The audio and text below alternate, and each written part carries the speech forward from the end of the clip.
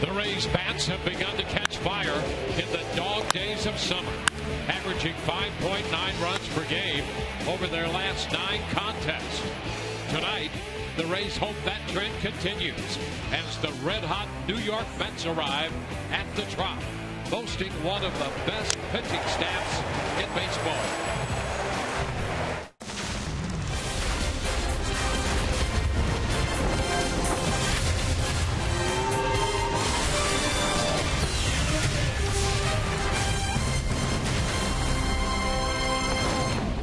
Just as the Rays' bats get hot, they're going to face great pitching. We welcome you to Tropicana Field. Tonight, the Rays are home opening a series against the New York Mets. Hi again, everyone. Welcome to an evening of Rays baseball. With Brian Anderson, I'm Dwayne Stats. Great to have you aboard. An interleague homestand, first the Mets and then the Braves. But first, this New York Mets ball club, BA. Red hot, great pitching, swinging the bats a little better, and the Rays, led by Evan Longoria, swinging the bats much better.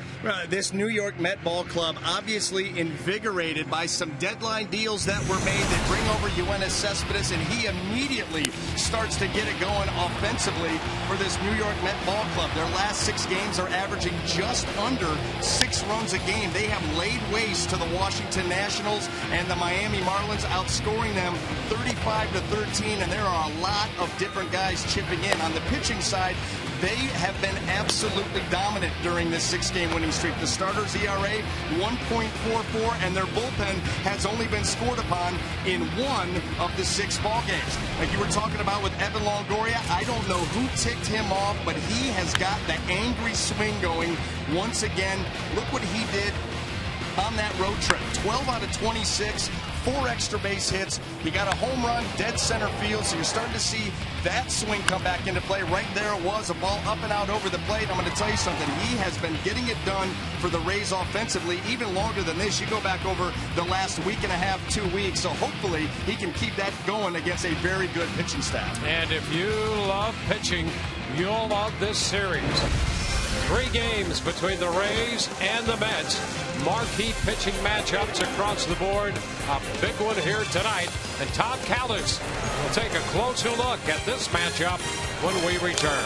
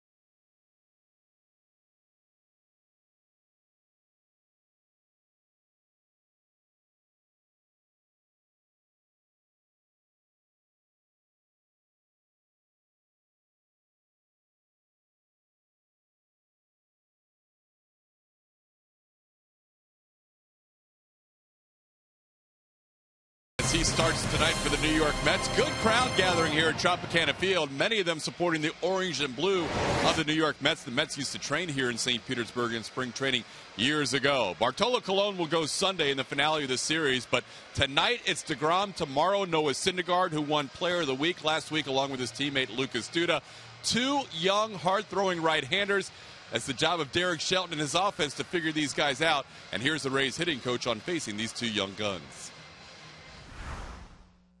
It's a little bit of an unknown for us because of the fact we haven't seen him. I think Grady's the only guy that, has seen DeGrom tonight, and Syndergaard being young. So their power. It's almost like guys that throw at the back end of bullpens because of their velo, but they're able to maintain it. And two are probably the better young pitchers in the National League. So I think we just kind of gauge off it. We got to make sure we stay aggressive and we swing the bats because they're going to come after us.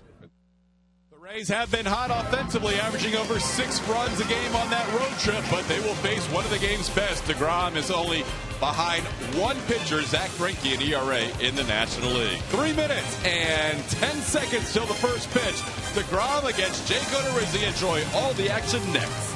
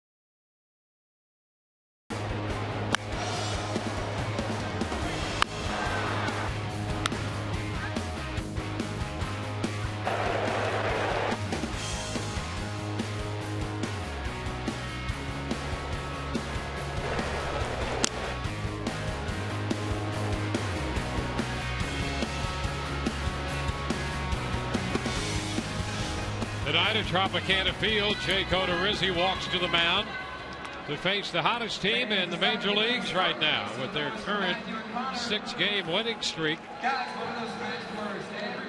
have won 9 of their last 11, and they moved into first place in the National League East, a game and a half up. For your Southern Ford dealers, the starting lineup for New York: Curtis Granderson will lead off. The DH tonight is Daniel Murphy. Yoenis Cespedes, acquired from the Tigers, giving this offense a lift, hitting third. Lucas Duda is the first baseman. Juan Uribe, veteran joining this team via trade, is in third. Marco Conforto, a young left fielder, hits sixth. Travis Bernard is the catcher. Kelly Johnson is second, and Wilner Flores, the shortstop, bats ninth. Well, for Jake Odorizzi, he's making his 18th start of the season, his 6th since coming off the disabled list. He's got a 2-1 record in that time span, and you expect him tonight against this New York Met team that really does not have a whole lot of at-bats against him to be moving the ball consistently throughout this game. And the first pitch of this game is a strike call presented by Pitch-A-Penny, underway right on time tonight with a strike from Jake Odorizzi. Tapper foul, quickly ahead in the count. Well, this is one of those hitters. Curtis Granderson, always known as a streaky hitter, and right now he's on one of those hot streaks to get that average up to 260. Does have the 17 bombs. And a roller to the right side. Forsythe between first and second throws him out. One away. Well, let's take a quick look at the Rays defense and see how it's going to line up. Brought to you by BMW. In the outfield left to right, we have Grady Sizemore, Kelly Leak, and Daniel Nava. Across the infield third to first, Evan Longoria, as Asdrubal Cabrera, Logan Forsythe, and James Loney, with Kirk Casale behind the plate. Daniel Murphy in there as the designated hitter. His average at 275. The pitch is a ball.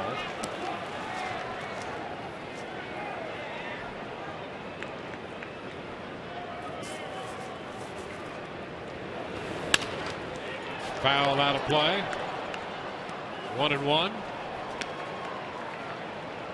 Had a quick shot at Kelly Leak out there in center field. Well, he could cover the ground like Kelly Leak, that's for sure. Take anything you can get. Great range. He'll catch and throw.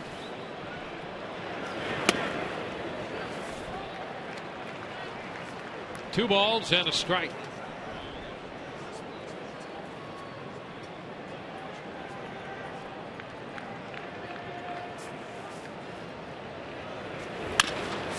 This one chopped to the right side, and Forsythe will handle this one.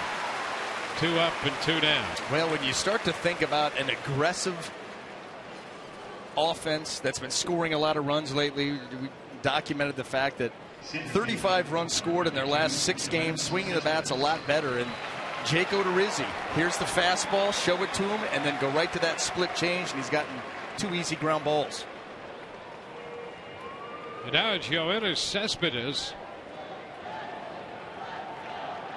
He's hitting .318 with New York after a .293 average with the Tigers.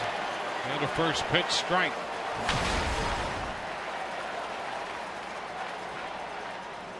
And 18 home runs over in the American League for Detroit.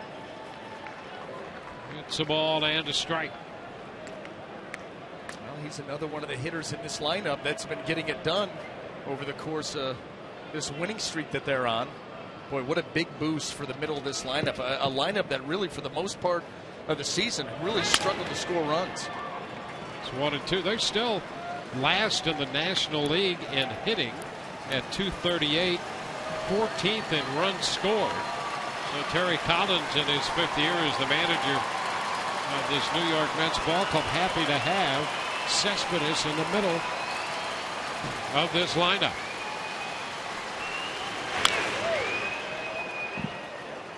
Still a ball, 2 strikes.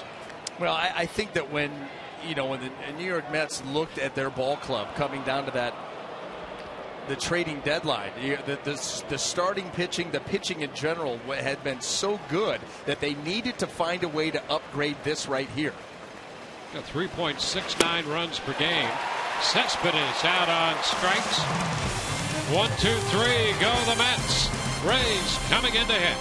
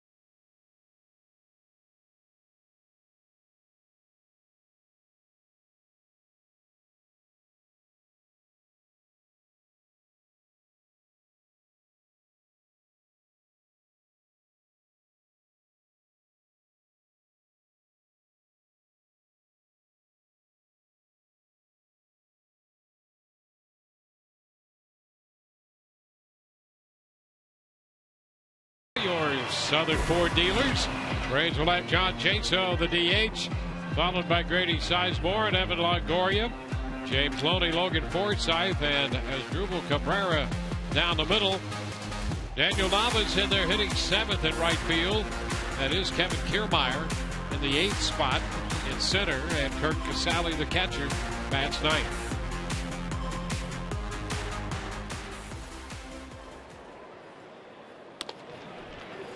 First pitch from DeGrom is upstairs. His first pitch of the night in at 96. Well, that earned run average right there, good enough for second in the National League at 2.09. High pop foul. That ball's headed toward the New York bullpen. It will fall in front of the bullpen, out of the reach of Conforto.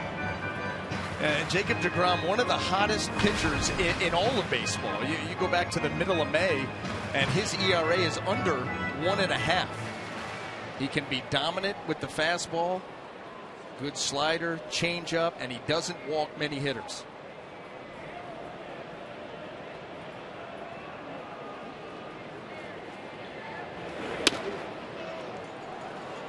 Two and one.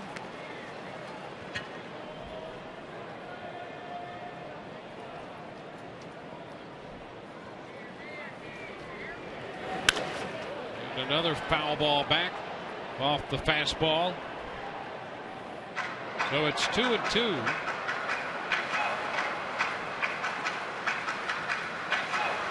Tim Timmons working the plate, and we've seen him be reluctant to give that strike up and away. It appears that Jaso has broken his bat. That pitch up and away to a left-handed hitter, not often called a strike with Timmons behind the plate. You know, and that's interesting because that previous fastball, not the one that Jaso fouled off, obviously, but the pitch before that looked pretty good. And it was at that top of the strike zone away from the left-handed hitter. Did not get the call. Now the count is full. Jaso in his 26th game this year. Full count to Jaso. And the fastball again at 96 is fouled back. Well, Jacob deGrom trying to really establish that fastball early, and we've seen him already 95 to 97, 6 straight heaters. High fly ball, center field. Cespedes to his right, one away. Now let's take a look at the Mets defense, see how it's going to line up. Brought to you by BMW. In the outfield left to right, we have Michael Conforto, Yoenis Cespedes, and Curtis Granderson. Across that infield, third to first, Juan Uribe, Wilmer Flores, Kelly Johnson, and Lucas Duda, with Travis d'Arnaud behind the plate.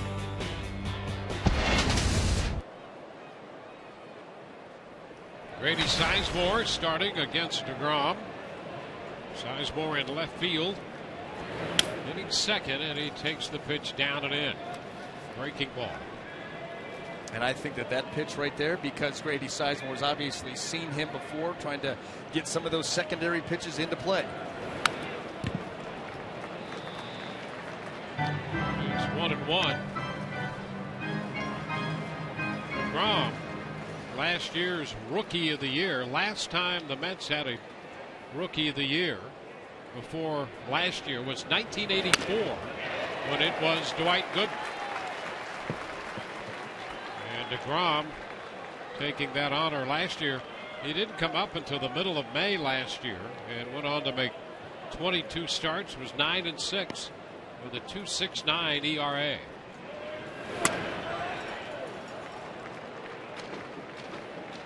Two balls, two strikes. And if you've got his kind of velocity, why not? That fastball leading the way. Slider, changeup, occasional curve. So he's gone to 3-2 on the first two hitters now.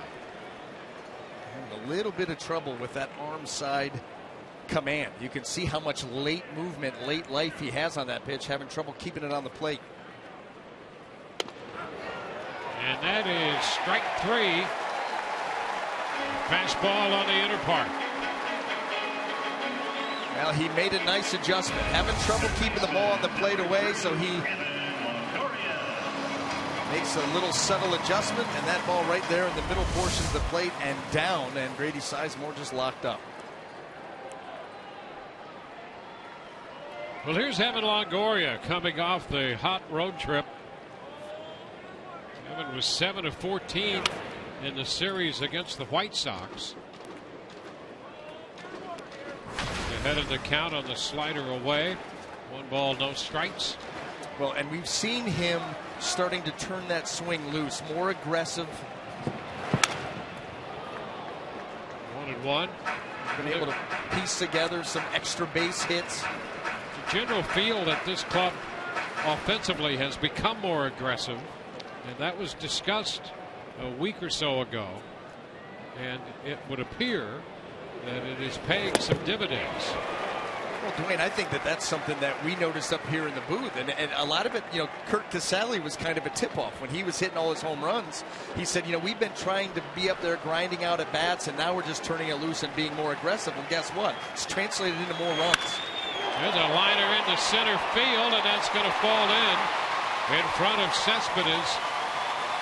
So Longoria comes up with a 2-out single, lining it right back into center. DeGrom is going to try to get Evan Longoria here with a fastball that's elevated out over the plate, and he doesn't quite get it up enough. You can see where Darno wanted it. That ball ends up down just a little bit below the belt, and Evan all over it, rope to center. So Evan now with a 7-game hitting streak.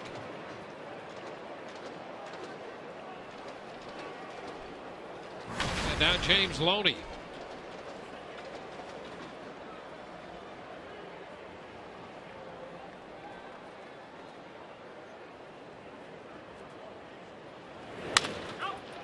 It's a foul ball. Loney now at 265.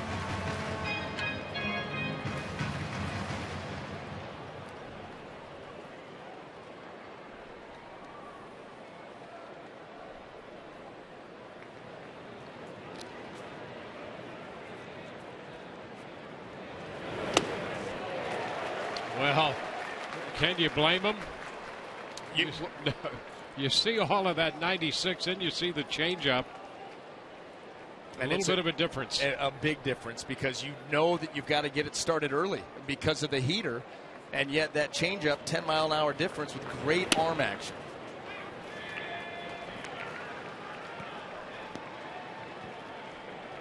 Well, 1-2. DeGrom, 27 years old, out of DeLand, went to school at Stetson.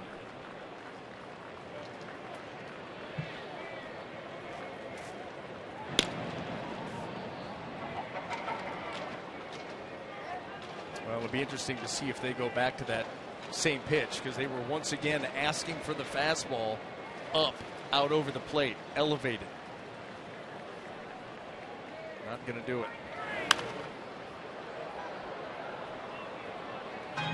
Well, he's consistently at that 95, 96, 97.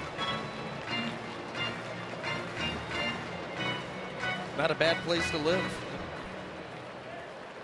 Not when you can come back with a changeup that's 86.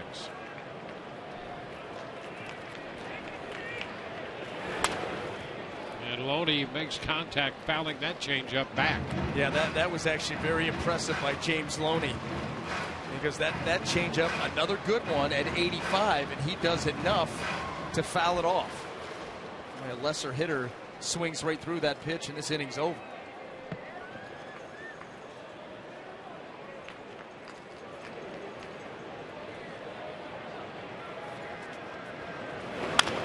Tapper by the mound. Flores at short will make the throw to first. Ray's going to hit, leave a man, no score through 1.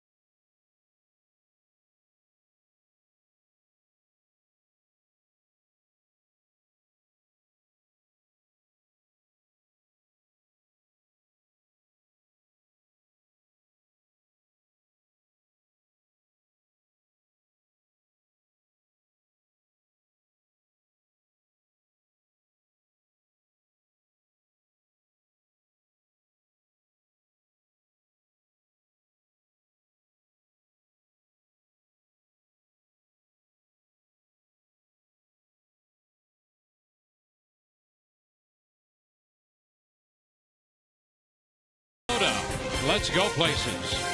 And by Morgan Auto Group. Make it Morgan. We make it happen.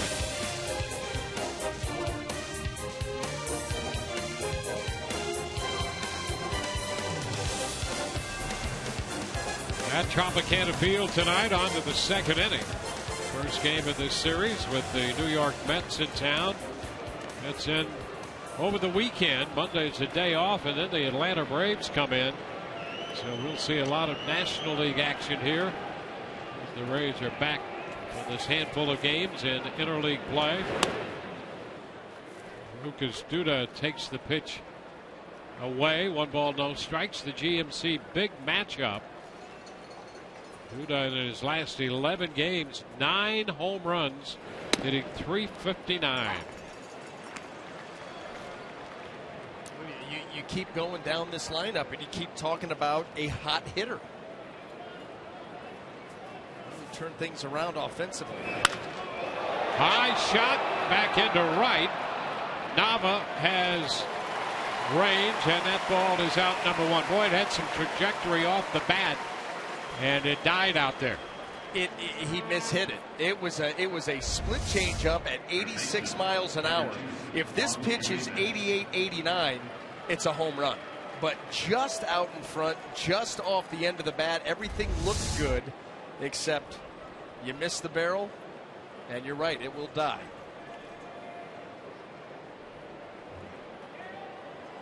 One away. Juan Uribe takes a big cut back, fouls it. Uribe, 36 years old. The Mets picking him up for what turns out to be a stretch drive now for New York. They've put together a 6-game winning streak. They've taken over first place in the National League East.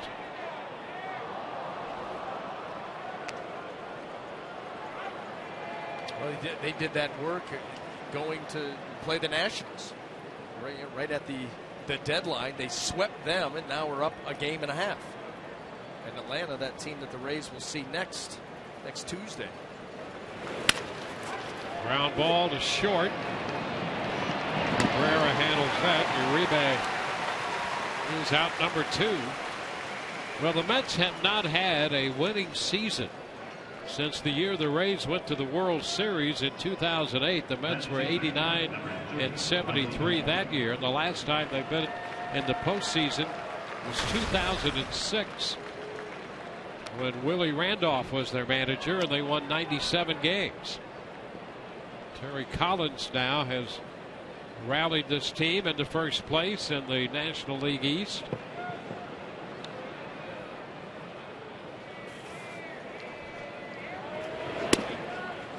Well, and what makes this team so scary is if they're able to hold on to that lead and get into the playoffs, especially into a series, with the top 3 arms that they can run out there in Harvey, Syndergaard, and DeGrom. You talk about being able to dominate pitching-wise. I mean, this is the last 6 games, they outscored the opposition 35-13, and 6 of the 13 runs were scored in the last inning of the last game against the Marlins. So up to that point, they'd given up 7 runs in 6 games, led by that starting rotation. Their offense has been an issue, better lately, and so the pitching has really carried this team. And they're doing it without David Wright with the hamstring injury, back issues. And a cut and a miss on the fastball. Michael Conforto is out on strikes. Second strikeout for Odorizzi. No score through an inning and a half.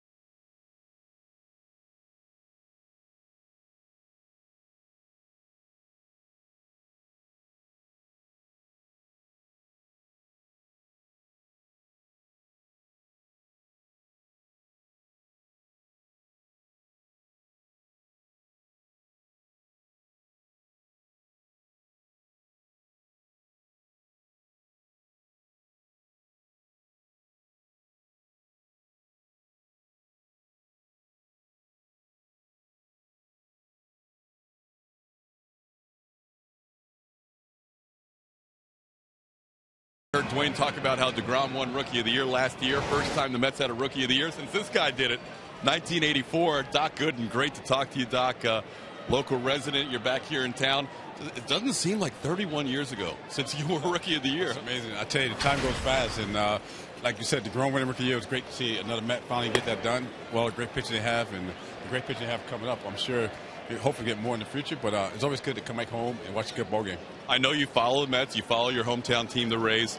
The Mets in their young arms for you, that must be exciting. It's very exciting. I'm a little biased out of the pitcher, but it's good to see that now, and they added a couple of bats. So it's a lot of excitement going up now at Citi Field, and I think it's great for the fans as well. What did you like about DeGrom? He just comes out and seems like he is able to maintain that velocity. Well, it's amazing. He comes out, he has an idea what he's doing. He's very competitive. I like his mound presence. You don't know if he has his best stuff or not. He's very composed, very controlled what he's doing. He don't get too rattled with men on base. He misses his pitches up real well. And a lot of you said they got a lot of mound presence, even though I know he didn't start off as a pitcher, but you wouldn't know that. And to come back for Rookie of the Year the next year, normally it's your sophomore jinx, but he haven't missed a beat from where he took off last year. You're right about that. Sophomore season has been equally as successful.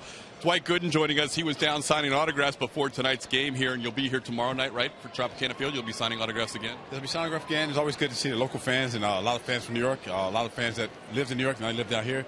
And it's good to be home. A lot of guys I went to school with, a lot of guys I played against in high school to come out, have a good time. So hopefully I'll see a lot of guys tomorrow. I was looking at your numbers a minute ago from 1984. You were 19 years old, right, in your rookie year, 218 innings, and your last 8 starts.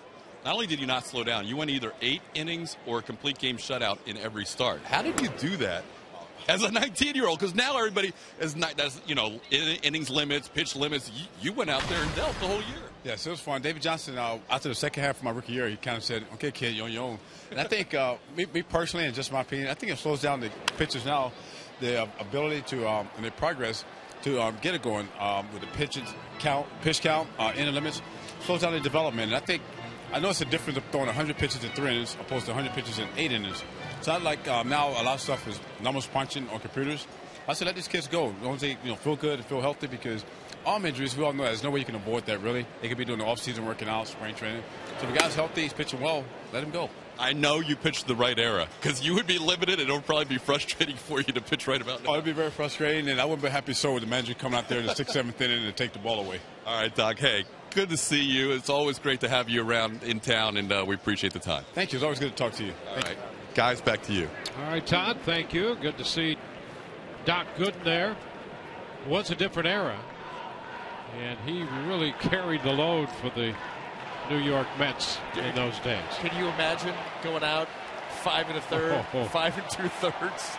There'd have been a brawl. No, it would not have been good. No. Boy, especially when Todd bringing up the stat that he did. Last 8 starts of a rookie year when you're 19 years old, and your shortest outing was 8 innings. Yep. And I like Davey Johnson's message to him. Son, second half you're on your own. He had seen enough. I don't have to coach him. I just need to make sure that his name goes in the lineup. He hits 9th and he goes out and deals.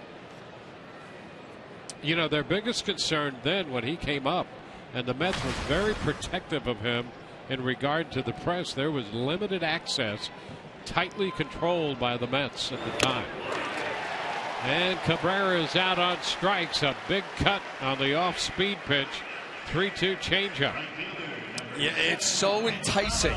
And obviously this ball is going to end up off the plate. You see the grip and the finish. That ball, that late action taking it off the outer edge. But you've got to get everything started a little bit quicker than normal. And Cabrera comes up empty. Well, here's Daniel Nava. The Rays picking him up after the Red Sox let him go. Nava starting in right field. And the first pitch is a strike. And I got to tell you, all the years of seeing him in that Boston Red Sox uniform, this looks odd. Doesn't it? It does. Yep.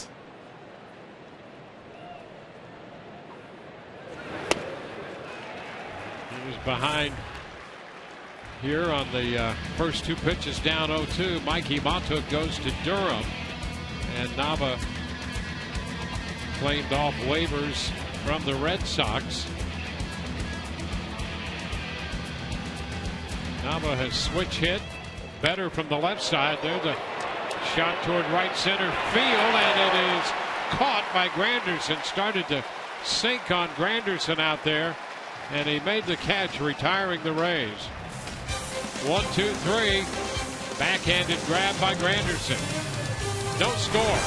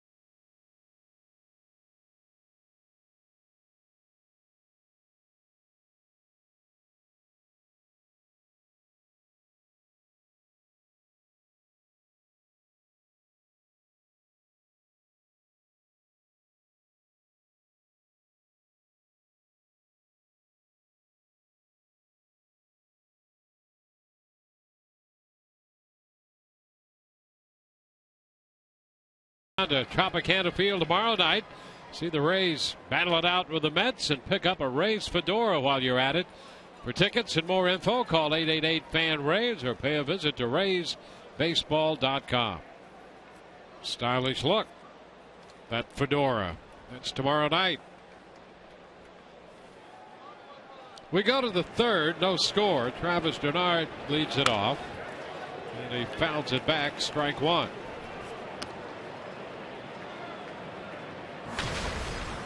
Renault is hitting .276. 17 runs batted in 23 games. The Rays had him played perfectly. Forsythe made the catch and then looked back at Tom Woodring, the umpire back there, says, "Hey, I caught it. Did you see it?" Woodring took a little peek in and said, "Yep, you did." Got to make sure that ball down there close to the ground, and you're right, they had Logan Forsythe. I mean, he took maybe a half a step to his right to make that play. This ball dropping quickly, and you can see borderline snow cone there on the catch. Renault out of there, and here's Kelly Johnson. 1 ball, no strikes. Johnson going to the Mets from Atlanta.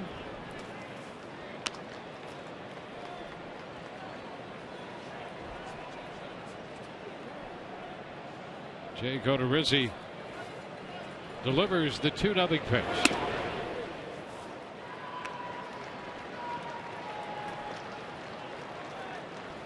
Jake, in the 5 starts, this being the 6th he has made since coming off the DL, has 3 decisions, 2 wins and a loss. Picks up a strike.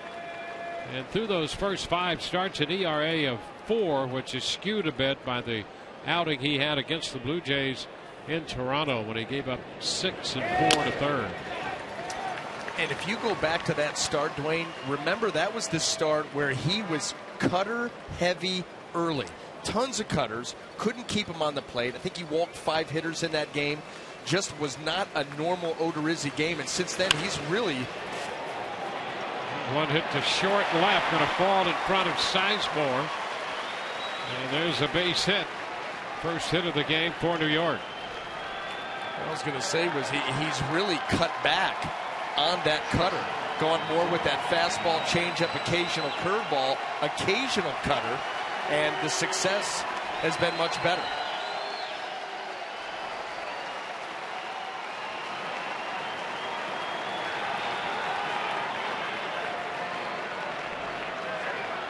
So Kelly Johnson is aboard, and here's Wilner Flores, the shortstop. There's a strike on the outside corner.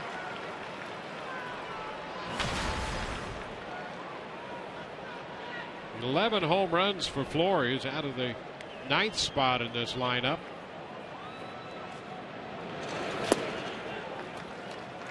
One and one.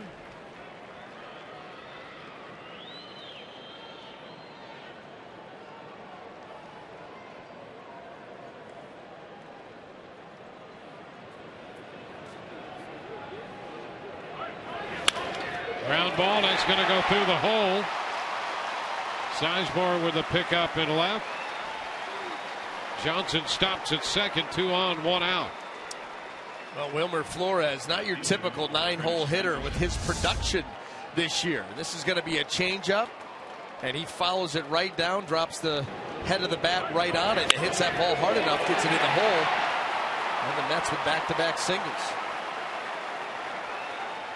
So back to the top of the New York order, Curtis Granderson.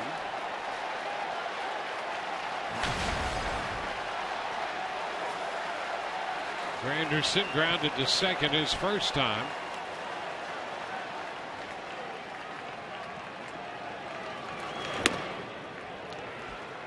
Fastball is upstairs. Well, they were able to take advantage of Granderson in his first at bat with the changeup. After showing him the fastball, they went to the changeup, got that ground ball. You'd love to get another one right here.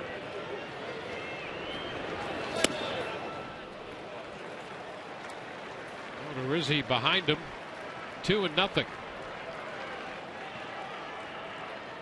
this might not be a bad count to go with another changeup, because you know Granderson is going to sell out for the heater. And there is ball 3, the change. And you know, you can understand why Odorizzi did that. That was a good opportunity, except he tried to be too nasty with it. You know, he's thrown a number of good changeups here in the early going, but that one he really tried to jump on and ended up spiking it into the dirt.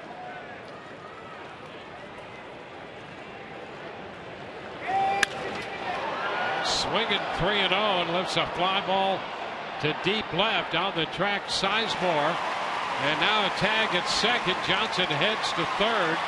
Trailing into second is Flores. So the Mets advance the runners on the fly ball to left. Well, Grady Sizemore doesn't throw as well as he once did, and that ball lifted high enough and deep enough that the Mets base runners are going to take a chance there, and they go ahead and move up 90 feet each. So they move up for Daniel Murphy, the designated hitter for New York.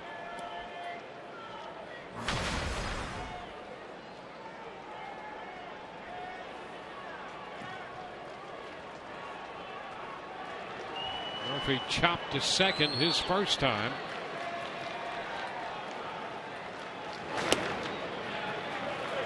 Pitch is low. Daniel Murphy, he tries to stay inside the baseball, a line drive guy, good contact guy. He's got some room to work with over there on the left side, because as Drupal Cabrera shading up the middle, he's about in line with where Wilmer Flores is on his lead. Murphy, typically a very aggressive hitter up there, and he fouls this one back. He took that first pitch, and that's sometimes surprising, especially with men in scoring position for him. The Mets have a lot of aggressive hitters in this lineup, and he's one of the more aggressive of them all. And you know what? For being an aggressive lineup, they strike out a good amount middle of the pack. Ball 2, 2-1. Cespedes on deck. Key hitter for Odorizzi, Daniel Murphy. Got to make a good pitch here. 2-1 count. You know he's looking to swing now. And he takes ball 3. So very patient to this point, especially for Murphy.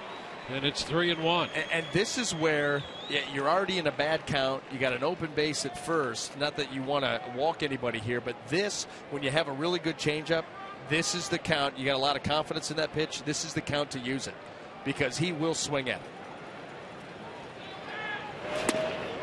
And he takes a strike. How about that? That's it. Hey. 3-2 now. I mean, he thinks it's a ball off the plate, and that has been here in the early part of the game. Jake does go with the changeup. He thinks it's off. He may be right, but the Rays get the call.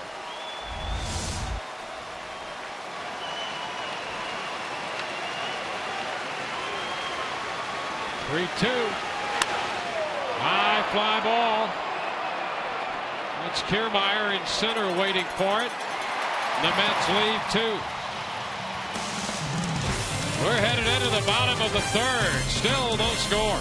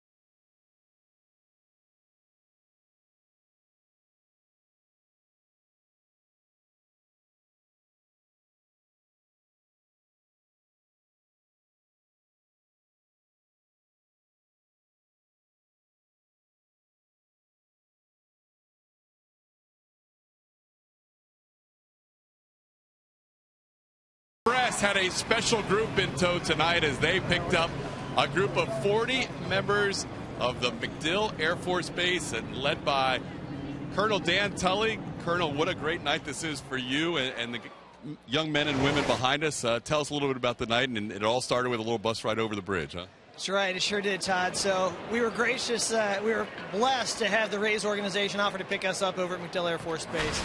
This started out, I was trying to get some feedback from our airmen about life on the installation, what it's like for some of our youngest folks who are serving every day, and what we can help them with. So the Rays took us under their wing, so to speak, brought us out here. They've treated us like royalty, you know, it's just blown us away.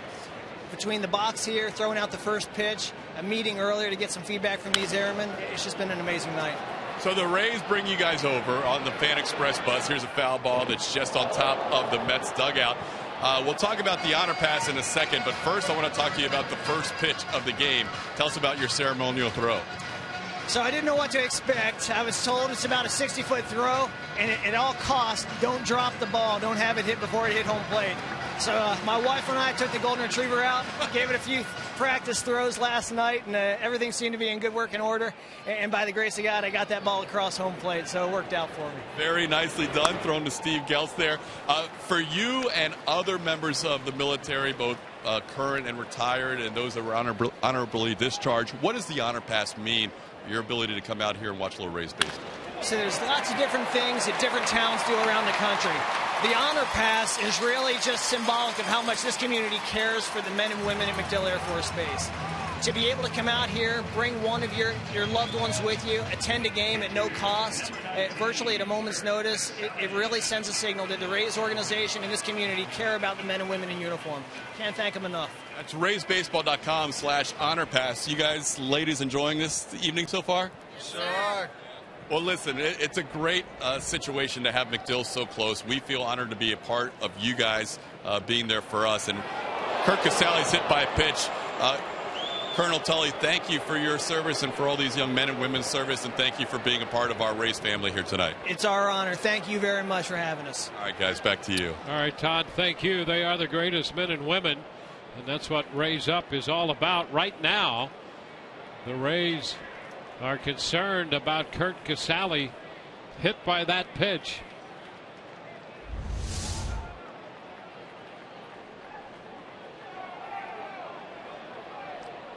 We can see it there. Now let's take a listen.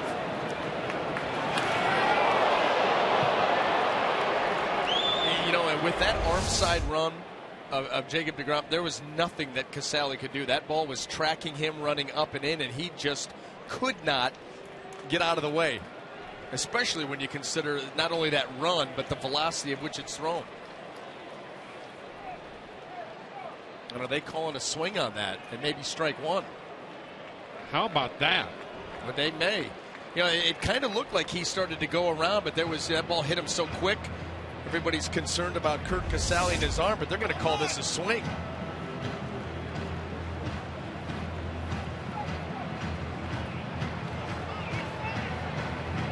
Wow. How about that?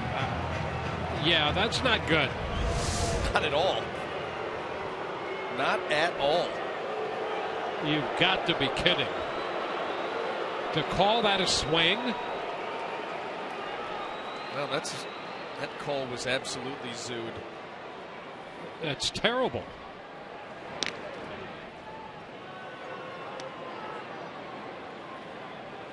Honestly, that's unbelievable. Yeah, I mean, and I'm surprised that they are keeping it in control right now, because not only does your starting catcher get drilled in the forearm, but then they call a swing on that. You've got a great view from the dugout. You know he didn't swing. I mean, he started that movement as if he started going towards home plate. This is nowhere near a swing. Oh, I mean, you want to lose your mind. I can't believe that there's not at least a forceful discussion about that.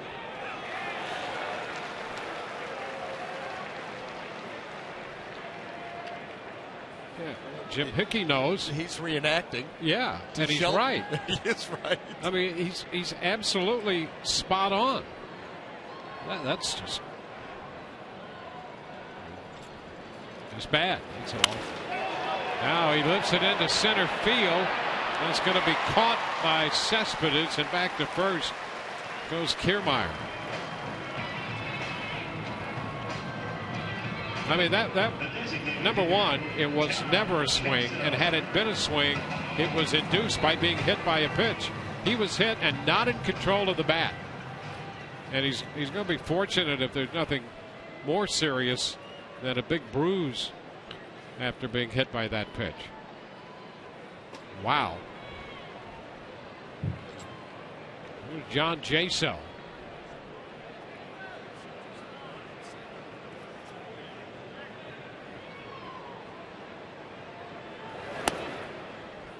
Pitch is outside.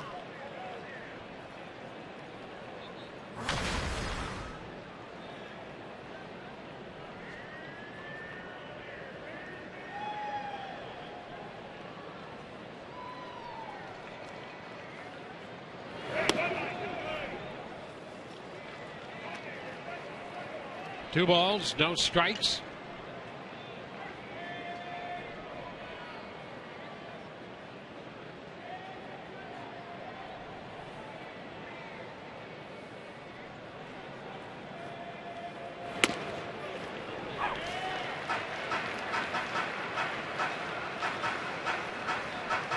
Chase Hill worked the count full his first time.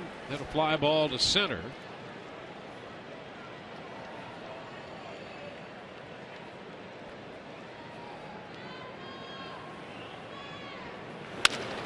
Ground ball sharply hit. Johnson floors one, first base two. Well, that takes care of that inning. It appeared that they could have something going, a big 0.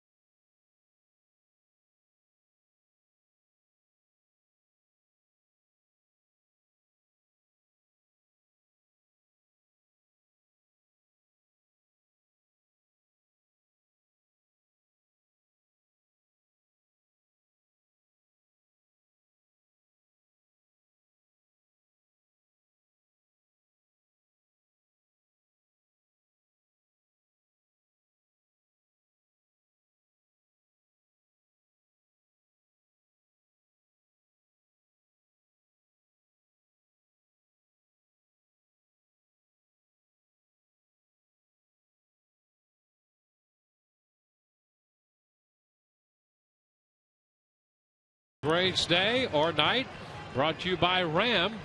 Submit this best vintage photo of yourself by using the hashtag #FlashbackRays. We'll select the best photo and feature it in the postgame show. Yoenis Cespedes will open the 4th inning.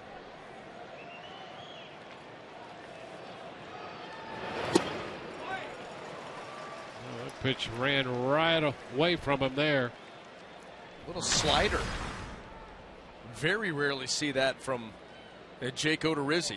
More that cutter to the righties, but he takes a little bit off there, gets a little bit more tilt, and it becomes an 83-mile-an-hour slider. 1-1.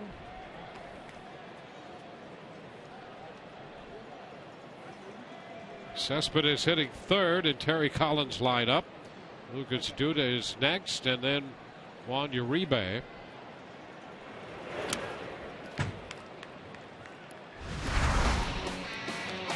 Cespedes going to the Mets from the Tigers. A couple of younger pitching prospects after hitting 18 home runs. Sends a fly ball into right. Nava back starting to feel for the wall, but he's got a little more room and makes the catch.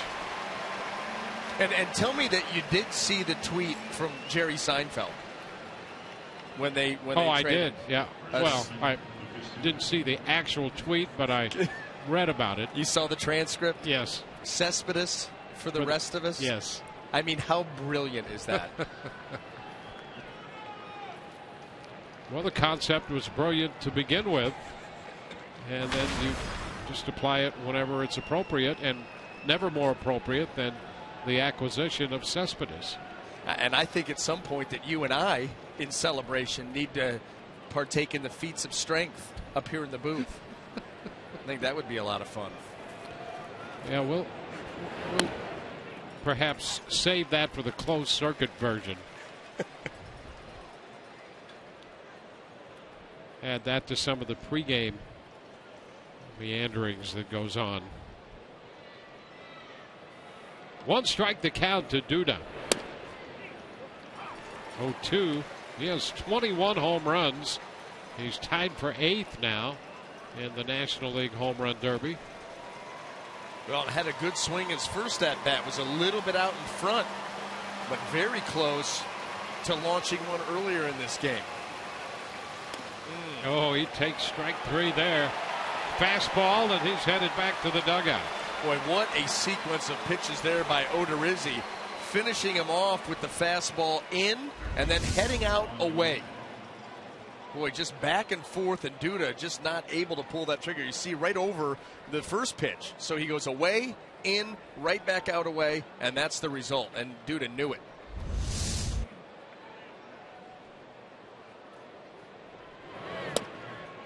And there's a nice pitch to Uribe to start him. He has been very good with fastball location, especially early in counts, and that's really put him into a good place. Into center field, cutting across. Kiermaier makes the catch.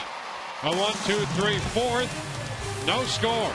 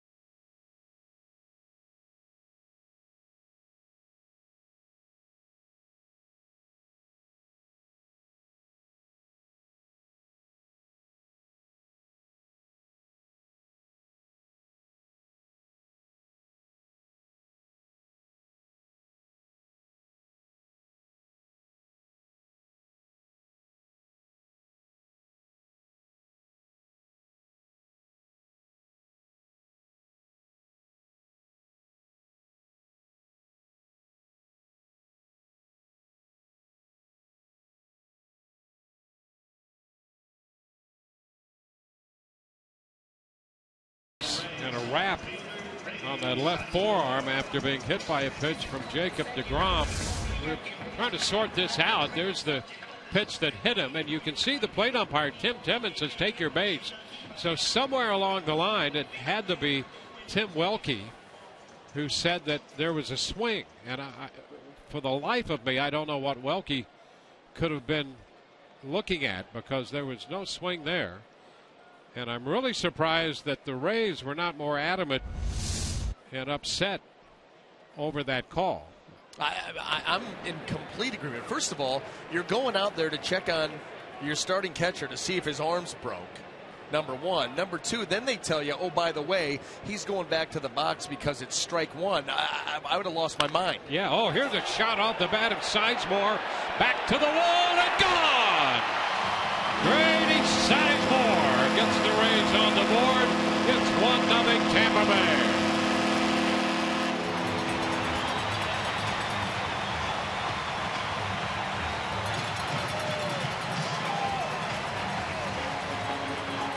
Sizemore's 4th home run of the year. And what a great job. Look at change up, stays back, body's a little bit out in front, but he kept the hands back, and that gives you a chance. And then he just puts barrel to baseball and about 4 or 5 rows deep. You know, the interesting thing about that is Evan Longoria steps in now following this home run. And the pitch is a fastball up. Here's deGrom facing the Rays lineup. This lineup's been productive recently, talking about being more aggressive. And deGrom with his wonderful arm at 95, 96, 97. Slider, change, curve to go with it. And we've seen a lot of the changeup here in the early part of this game. Yeah, and I think that is trying to play into a lineup that is trying to be more aggressive. And so it'll be interesting to see if the Rays, kind of like they did against Chris Sale. Chris Sale had a lot of success in the middle part of that game with the breaking ball and the changeup. But the Rays never got off Sale's fastball, and they were able to eventually chase him out of that game. Now, Sizemore got the home run off the changeup. That was just a great job of hitting by Grady Sizemore. But we'll see if you just continue to hunt that heater. Because you're right, there's been a lot of off speed, more than that breakout that we saw earlier in the game. This one popped toward the line and right. Granderson there waiting. So one away here at the bottom of the fourth inning. Let's check in with Rich Hollenberg for more on this young pitching staff. Thanks, Dwayne. We'll continue with the old home week theme featuring the New York Mets from 1986. Mets broadcaster Ron Darling, part of that staff that Doc Wooden was on, so who better to ask about this staff than him? Darling was telling me earlier that he thinks that the variety that these pitchers bring in terms of Harvey, Syndergaard, DeGrom, who we're seeing tonight, they're all different types of pitchers, which keeps the opposing batters on their toes. As far as DeGrom goes, as we see his first pitch here that's fouled off to Loney, he said DeGrom is unflappable, beyond his years, really, really a mature pitcher, and his stuff obviously speaks for himself. He said it reminds his pitching style of Jared Weaver when he first came up, and it also reminds him of a familiar face to Rays fans, David Price. And guys, interestingly enough, the last time Ron Darling was in this building at the Trop, Game 7 of the ALCS back in 2008. Well, we're looking at a premier young right-hander here, Jacob DeGrom. I think he pretty much established that at the All-Star game. And last year's Rookie of the Year in the National League.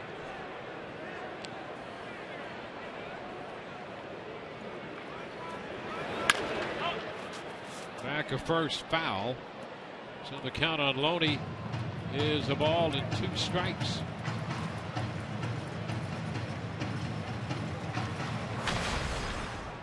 James Loney, another hitter that a pitcher's going to work on both sides of the plate. He's seen a number of fastballs in here and the breaking ball, and expect that changeup here, down and away. They're going to go in again. This one's looped down the left field side. That's a fair ball, and will get past Conforto, giving Loney the opportunity for 2 bases, and he'll stop right there on a double. That's precisely the reason why a hitter like James Loney, you just can't stay on one side of the plate. It's been a lot of pitches in. James Loney making that adjustment. He gets another pitch in. This one, he doesn't try to pull it, stays inside of it, and is able to find some open room down that left field line.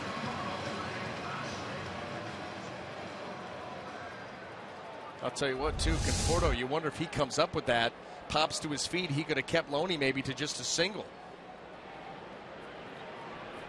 Scoring opportunity for the Rays with Logan Forsythe taking the first pitch. Mid-90s fastball for a strike. Rays with a run on the home run by Sizemore. 4 hits now for the Rays off DeGrom.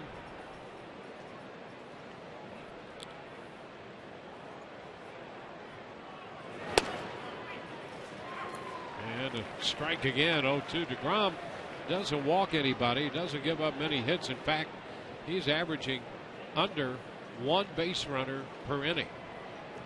Then don't wonder why this guy's got the 2nd best ERA in the National League. Just he limits opportunities. Period. Let's foul back. See another 0-2 pitch.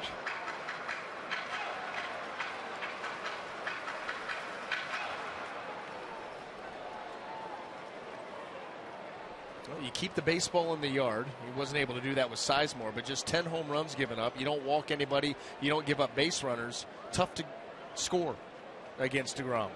But the Rays have another chance here, and these are the type of opportunities you got to cash in on. And Forsythe out on strikes. Out in front, and the pitch, the changeup disappeared on him. And this is something you typically don't see from Logan Forsythe, really going far out of the zone But where that becomes enticing is DeGrom leaves that pitch right out over the middle of the plate, and you're looking to protect, and you swing. You know, the other thing they say about DeGrom is that his release comes later than the average pitcher. That's pretty technical. Well, he's tall, he's lanky, he's got that lower three-quarter arm angle. He's not like up on top, and he really drives towards home plate, so that ball is just kind of whipping out there with the arm angle that he has. You see right there, just kind of low, and the ball just, it really explodes right out of the hand. And so it gets on you like right now, and that's why guys have to start it early.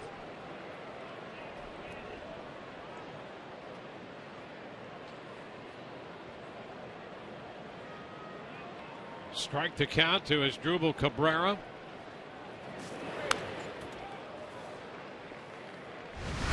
Two. Take a look at those numbers since the middle of May. Nothing. He's not giving up a thing. No. Biggs, look at that. Look at the whip. The walks and hits per innings pitched. .70.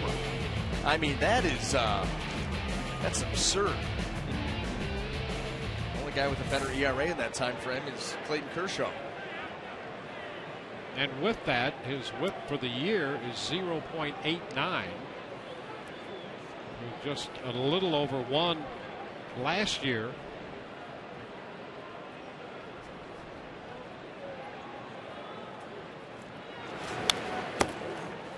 Cabrera stays alive. Really go off the breaking ball. That's kind of what, you know, when Rich was talking to Ron Darling about unflappable. You know, he's unflappable. He's mature beyond his years in his poise on the mound, but mature beyond his years in the type of polished pitcher that he is. You know, second year in the big leagues and doesn't walk anybody, moves the ball around the zone, limits base runners. Very polished. Cabrera is out on strikes. So the Rays settled for the run on the home run by Sizemore. Came on an 0-1 change. And at the end of 4, the Rays lead 1-0.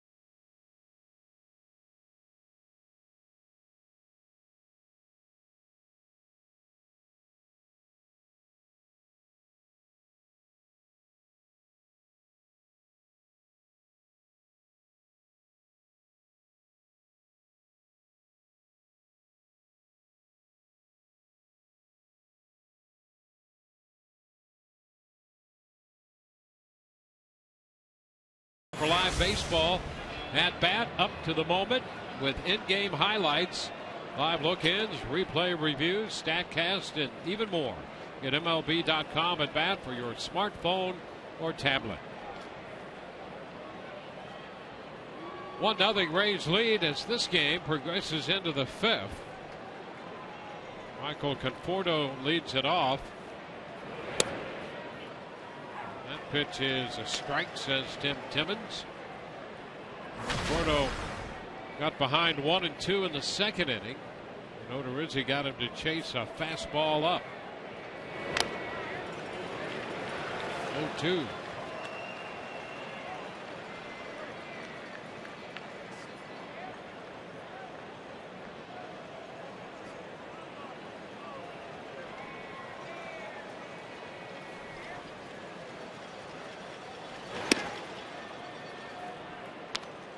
ball, 2 strikes. Conforto out of Oregon State, 22 years old. He's put together some good numbers at the collegiate level and in the minor leagues. Out front, pops it into shallow center. Kiermaier is there. One away. Catcher, Travis d'Arnaud. Travis d'Arnaud, the catcher, will be up here. First game of the series. Rays and the Mets tomorrow night. Nathan Carnes against Noah Syndergaard. And then Chris Archer pitches on Sunday against Bartolo Colon. 1-0. You talk about some good young pitching. And then Sunday, the match between the youthful Chris Archer and the veteran Bartolo Colon, whose career has been completely resuscitated. Yeah, pretty impressive. And the type of pitcher that Bartolo is now, nothing like when he broke into the game. He was more of the Syndergaard, DeGrom, just overpowering with the heater. And now he's like a sinker ball specialist, and he'll just move that pitch in and out on these hitters, get good sink, a lot of ground balls. So it could be a fun weekend of baseball, and we've had a good one so far tonight. There's a strike taken by the Mets catcher, 3-1.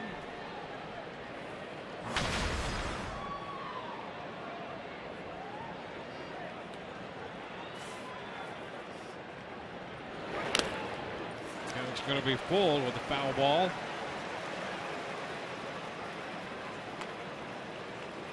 Rays are 7-5 in their interleague play this year. We've had only 2 interleague games at Tropicana Field, 1-1. And there is strike 3 call. Arnaud with a parting word for Tim Timmons, but he's out number 2. Yeah, and he shouldn't. This is a great pitch here by Odorizzi. Fastball, nothing wrong with that pitch at all. That's not even a borderline pitch. And that's, again, a well-located fastball by Jake Odorizzi. He's done that all night long. Billy Johnson. There's a breaking ball that catches the zone. Now he's just showing off.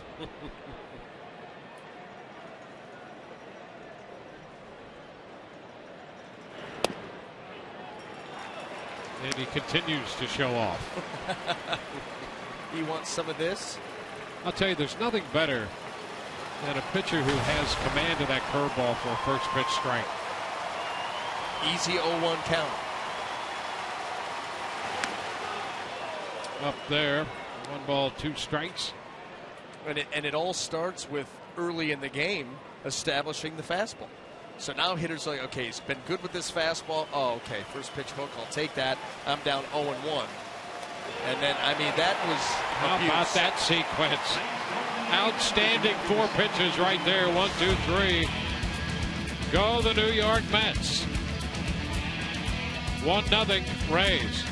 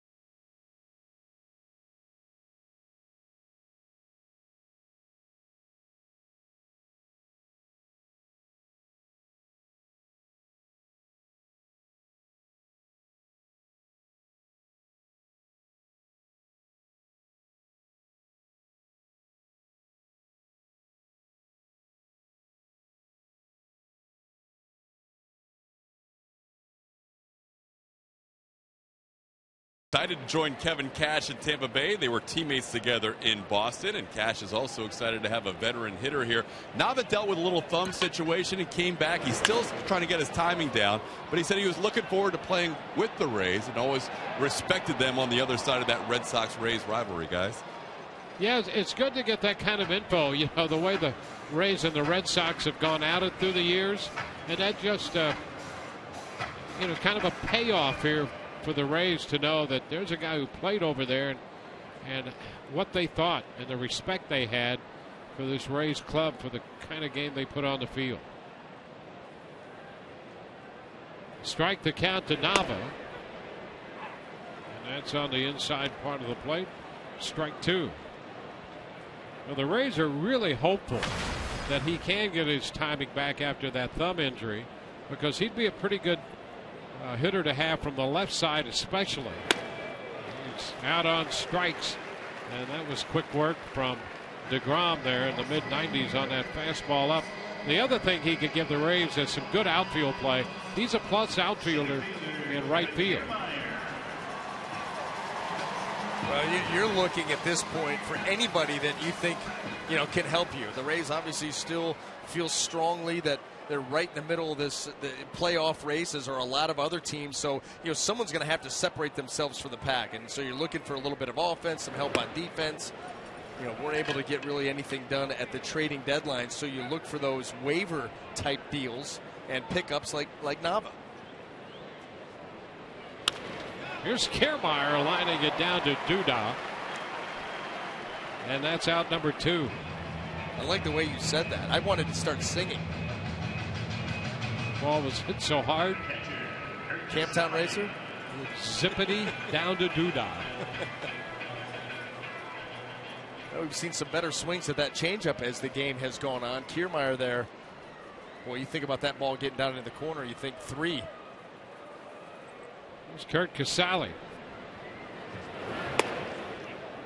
And there's a breaking ball in. Curveball in the low 80s. Strike one. Boy, we've seen some nice pitching tonight. DeGrom certainly impressive. Odorizzi has been impressive again tonight. 1-1 the count.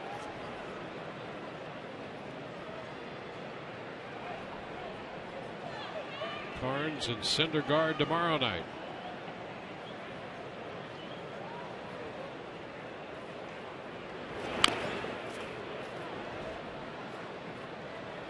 A ball, two strikes. The Rays, counting this one, playing 22 of their next 27 games against teams currently over 500.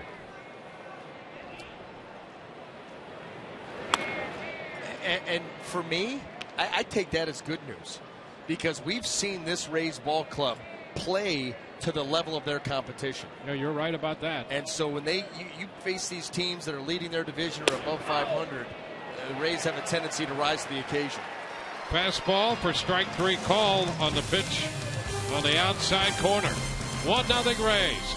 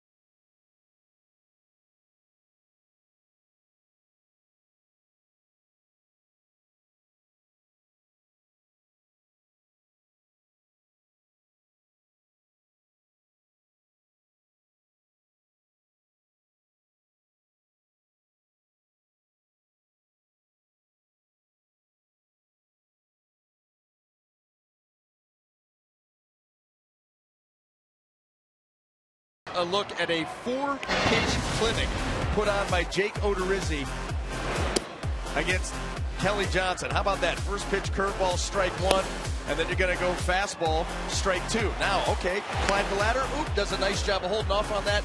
That's okay. I changed his eye levels. I'll go down with the changeup and pick up strike 3. That is as masterful as you can do it. Fantastic. That's one of the fun things about this game. Ball not put into play, but what a great sequence that was. Pitching. Yeah. Pitching 101. Yeah, that actually may be, not an entry-level class. That may be a little bit more advanced, pitching 401.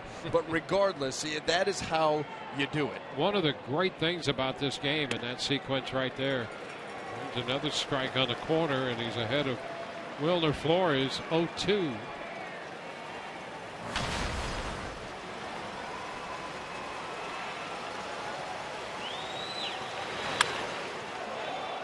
Stays alive, fouling that one into the stands.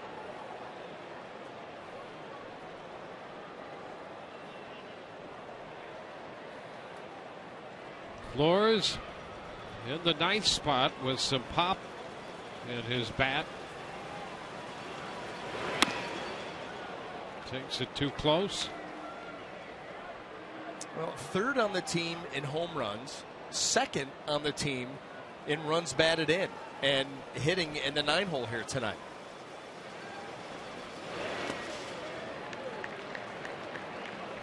Two and two.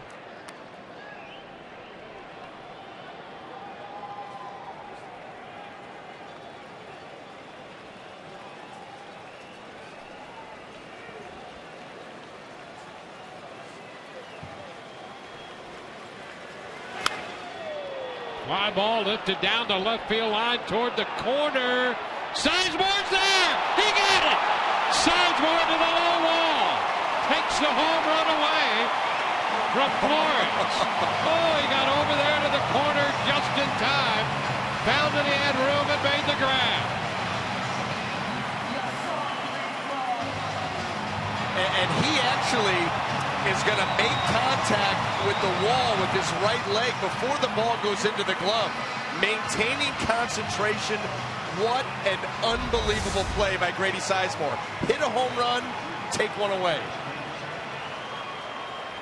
What a star by that one as he brings this one back. Low wall, he's got room. Gotta be kidding me. The only reaction you could have if you're Jake Odorizzi. The kick is up, and it is good. Wow. Well, see, he's now a +2 tonight. +2. Yes, he is. Gave the Rays the lead with a home run in the 4th. Takes a home run away here in the 6th. 2 strikes now, the count on Granderson.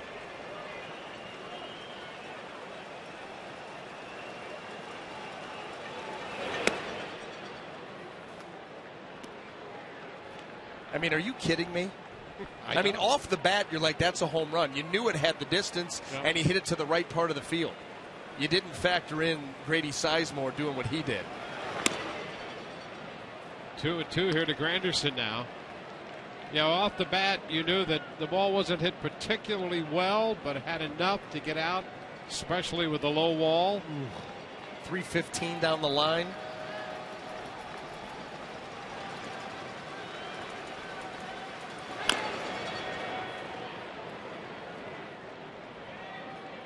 One more time.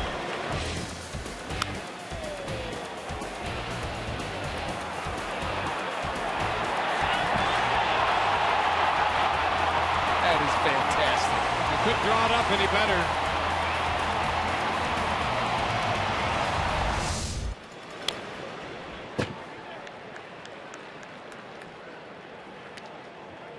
It's like going to the corner of the end zone. And tiptoeing along the back line. Just reaching over the low wall. Odorizzi called it. Yep.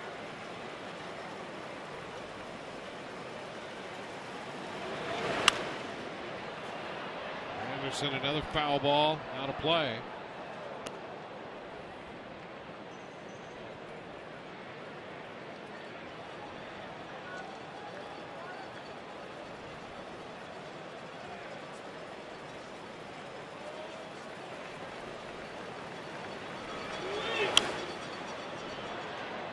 foul ball.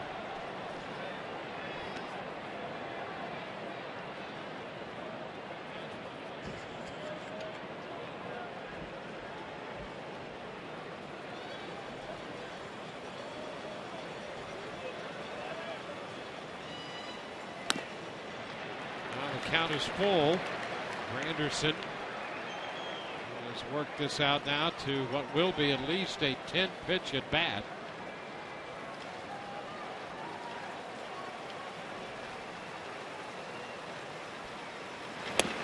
And he got him. Struck him out.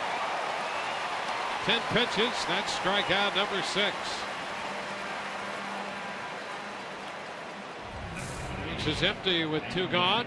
Tonight we raise up for Scott Martley at Tampa General Hospital. Scott named the 2013 Wells Star of the Year for his dedication to making his own healthy lifestyle choices and encouraging the other 2,000 members of the Tampa General Hospital's Well program to embrace healthy behavior.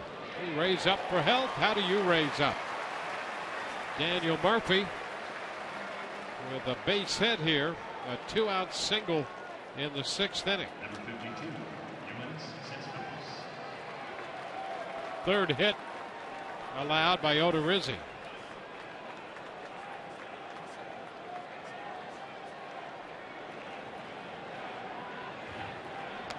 Cespedes now will be the hitter.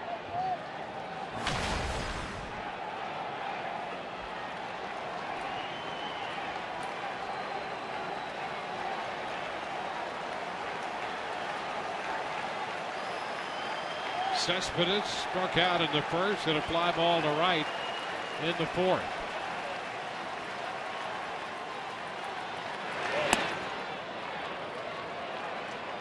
Ball, no strikes.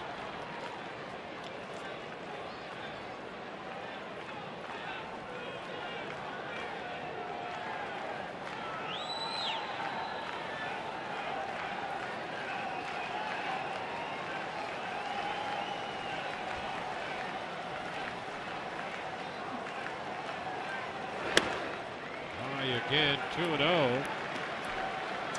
You don't want to have Jake Odorizzi get away from what's made him successful all night, and that is making pitches. Last couple, he's tried to hump up a little bit, overthrow, and now you find yourself down in the count to a very dangerous hitter here for the Mets. He retired 10 in a row before the base hit to Murphy. Cespedes sends a fly ball to right. Nava back to the track, makes the catch. That takes care of New York in the 6th. Highlighted on this great catch by Grady Sizemore, robbing Wilner Flores. Doesn't get much better than that. The Rays lead 1-0.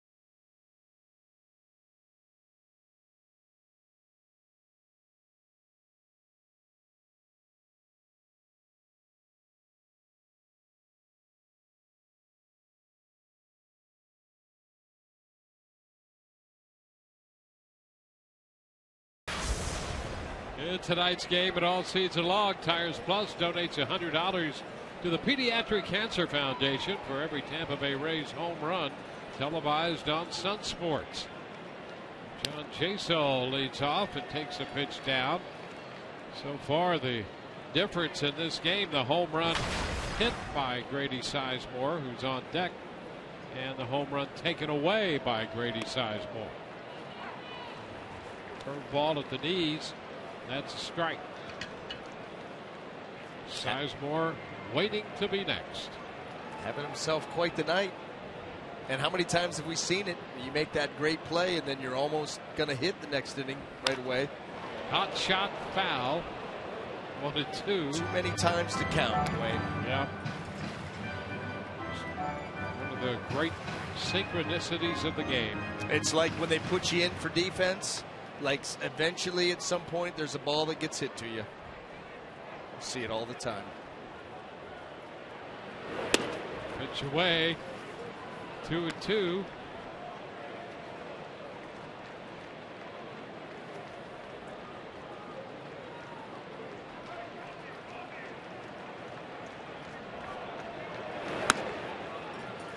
The count is full. DeGrom actually came a little later to pitching than some.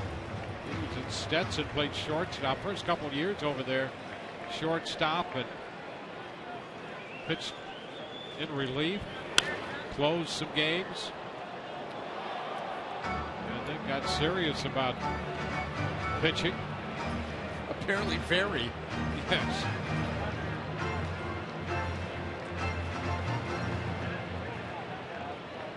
Boy, this is the battle of the hair. And how. Ground ball into shallow right field with the shift. And DeGrom gets over there to take the throw. So Jaso is the first out, hitting into the shift. And DeGrom getting the put out. And now here's Grady Sizemore. What a night he's had. Yeah, I mean, he stays back enough on the changeup to get it out of the yard. That gives the Rays a 1-0 lead. And just where it looked like the Mets were going to tie, not so fast. Highlight presented by H.H. Gregg. In this case, 2 for 1 there.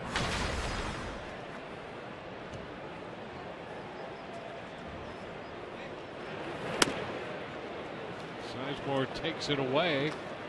Fastball, 1 ball, no strikes.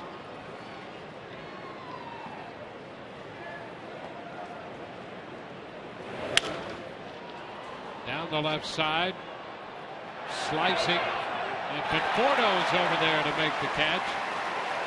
Well, as that low wall shut it back beyond the bullpen mound, that gave Conforto an opportunity to make a play. Yeah, and you've got some things to overcome, some obstacles, the mounds, players, low wall, and he does a nice job of maintaining concentration. We've seen visitors struggle with this roof, especially in tight quarters like that, but Conforto, a nice job.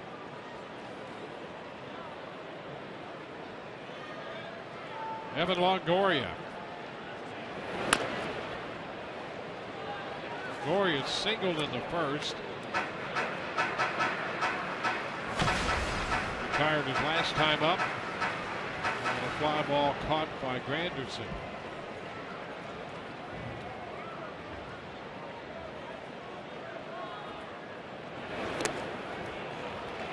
Puts him down. Dumping at 2 on a breaking ball.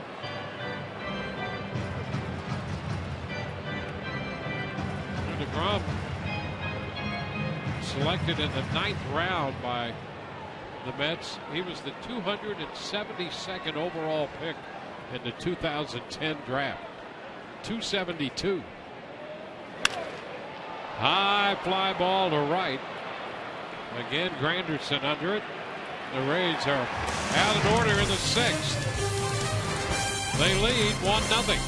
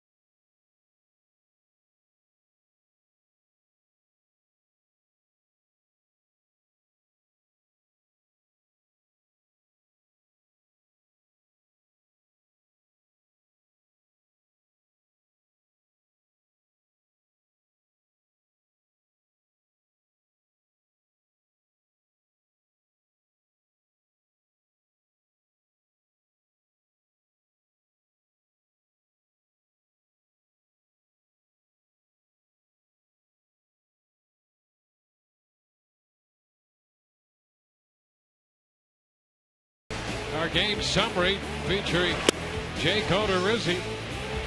6 innings of 3-hit baseball, no walks, and 6 strikeouts.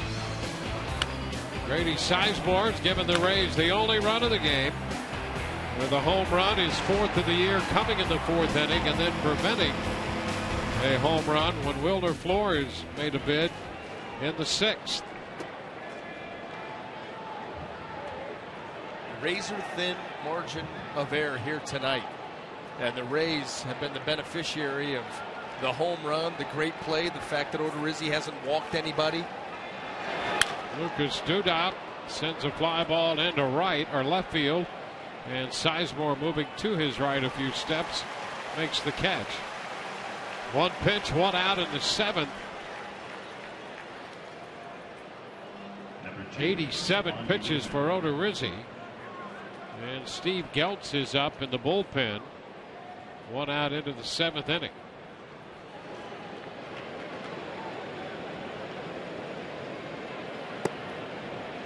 There's Geltz. And Juan Uribe steps in.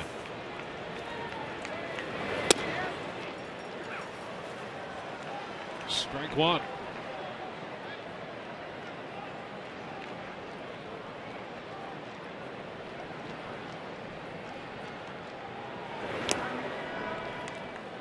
Uribe grounded out to Cabrera his first time, line to center, caught by Kiermaier in the 4th.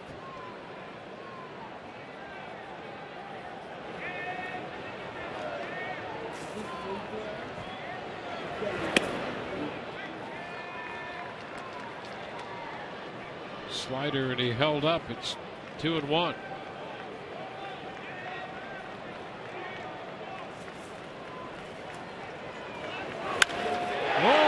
Drive to left, and that one's going to get out of here. No question about that one. Uribe hit that one a long way to tie the game at 1.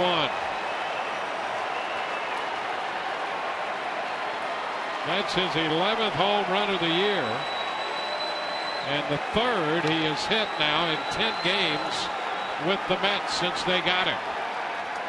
It was a flat breaking ball, and Uribe likes to pull. He's got pull power, obviously, and this one hung up there just enough.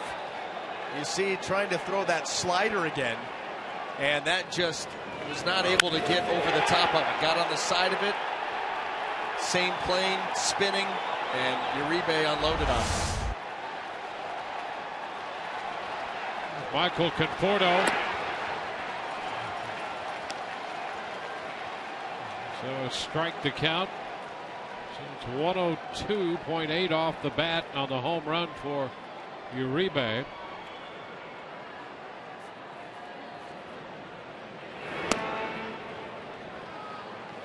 One and one to count.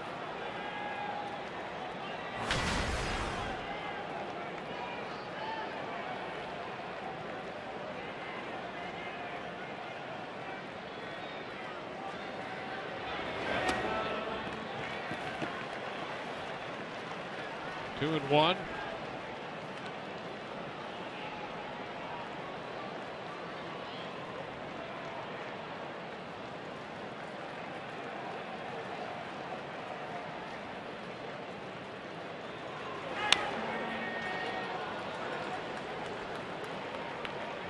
Two count.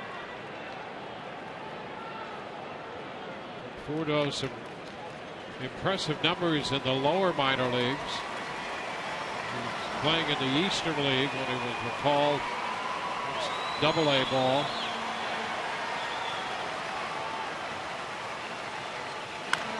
Pops it up. It's Loney coming in from first, making the catch.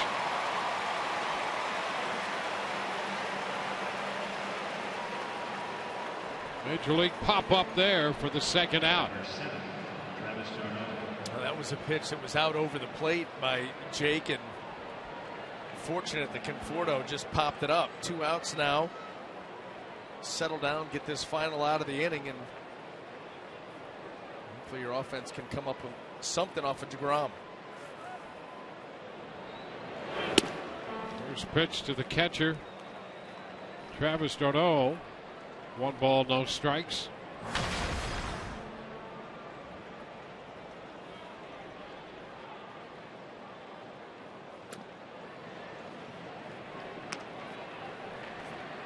Well, we've seen that fastball command a little sloppy here in the 7th inning. Even on the ball that we just talked about to Conforto, the first 2 fastballs here to d'Arnaud have missed.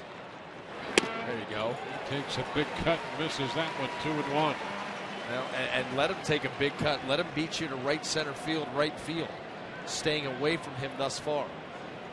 Not a bad strategy late in the game, tie ball game.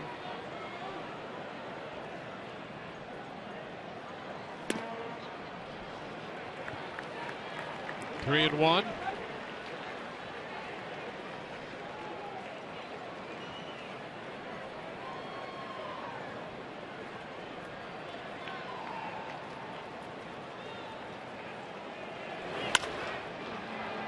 The right side, long run for Nava, but he cannot get there, and it's out of play anyway. You can see Nava on the way over there taking a peek as to where the mound might be, in case that factored into the play. That's what makes these foul balls down the left field and right field line in foul territory so difficult, because you've got the low wall, not a ton of foul territory. The mounds come into play.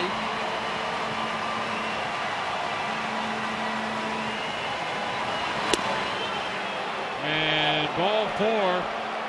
Odorizzi hoping to get the corner on that fastball. He gives up the walk, and here comes Kevin Cash. It's the first walk given up by Odorizzi. Now this pitch just off the plate and away. The beneficiary of one earlier in the game, not this time. That's it for Odorizzi.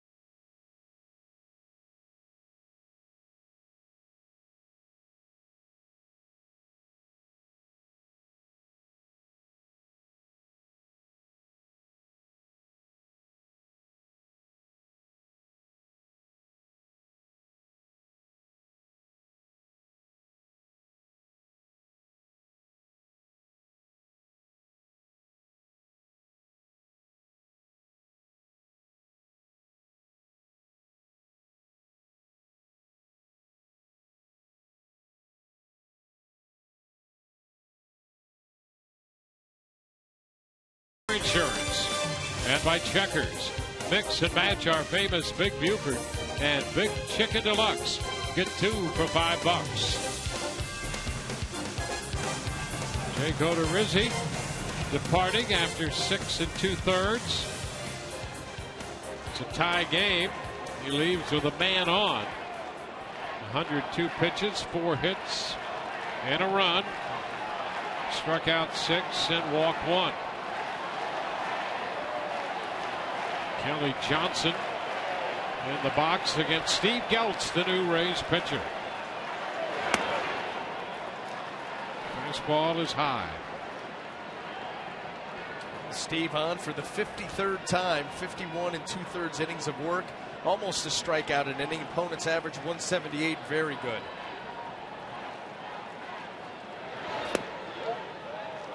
And he gets the corner.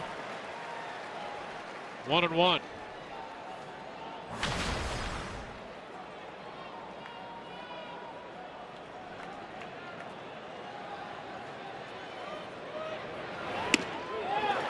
Laid on a fastball.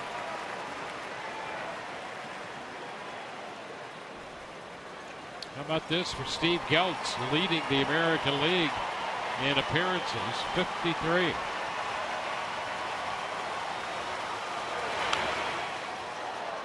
Count remains a ball and 2 strikes.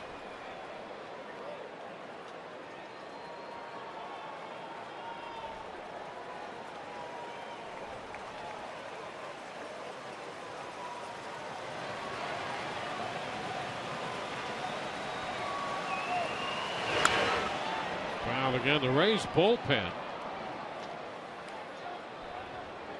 has thrown a major league most 361 2/3 innings. Xavier Cedeno's up in the bullpen.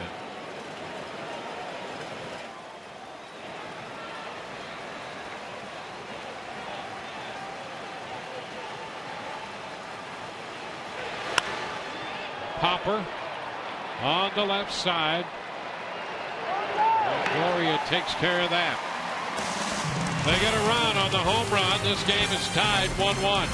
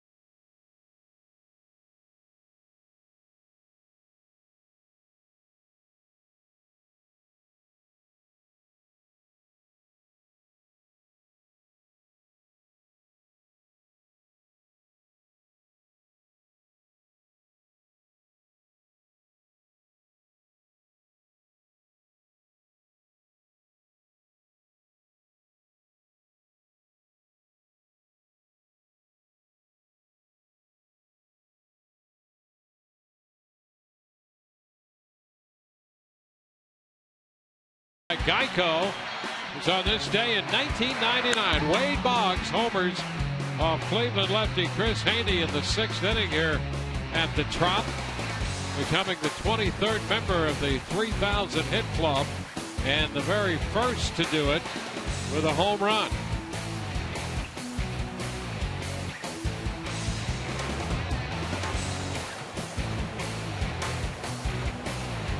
Somehow it doesn't seem like that long ago. Right out there in right field, he hit it off the lefty. You see that yellow seat marked where the ball landed. We go to the bottom of the 7th inning. There's the spot right there.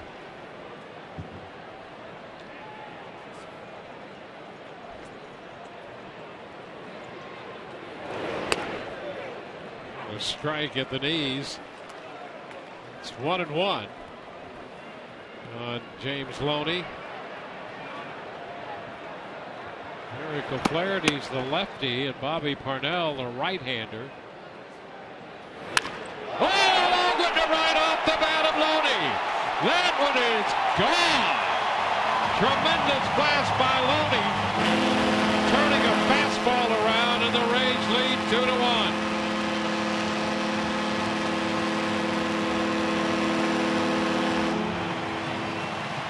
They have been pounding, and by they I mean the Mets. Jacob deGrom had been pounding James Loney in all game long, and he finally, laying in wait, got a fastball, middle in. Boy, did he turn on that with authority. He'll do that every now and then, but they have not strayed from their approach of keeping that fastball close to him, and he made him pay big time there. You know, we've talked about how strong he could be, and it's sometimes fun to watch him in batting practice. And boy, did he deliver on that one. He got some distance for sure. Don't get predictable. You know, they stayed in on him. His last at bat, he was able to inside out one to left field, and then coming in, middle in once again with the heater. He just was waiting for it. Got it started early, and you're right. He's a strong man.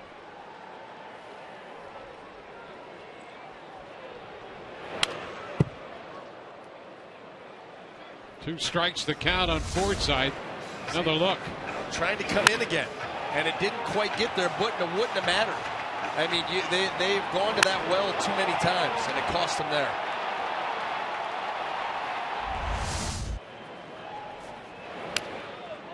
Forsythe fouls it to stay alive. You know, that's one of those, you know, you start to think late in the game, a guy that's got some power, a guy that we've already made fully aware of the pitch in. Maybe force him to take you into left field. You know, he may be able to hit a single that way, but you stay in on a smart hitter like James Loney and he starts to cheat in, well, that's what happens, and it costs you a run instead of a base run. And the Rays now lead 2-1. Forsythe is out on strikes for the second time. That one at 96. One out in the inning. Tomorrow's starters presented by Chevron. More good pitching tomorrow in this matchup. It'll be Syndergaard 6-5 against Carnes 6-5. We'll be with you at 5:30 on Sun Sports. There's Jubal Cabrera, strike one. He's been victimized twice tonight, striking out in the second inning and again in the fourth.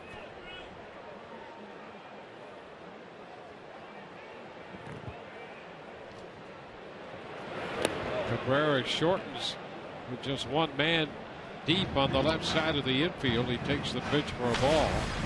Cabrera coming off a 4-hit game Wednesday in Chicago against the White Sox.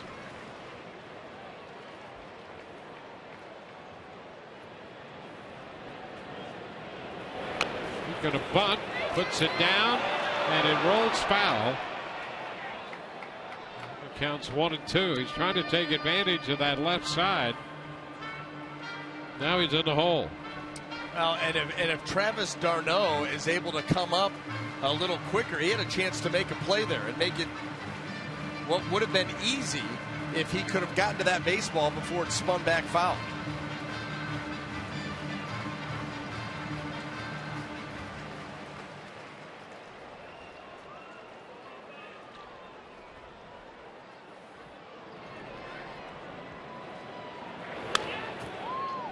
Foul ball back on the fastball up.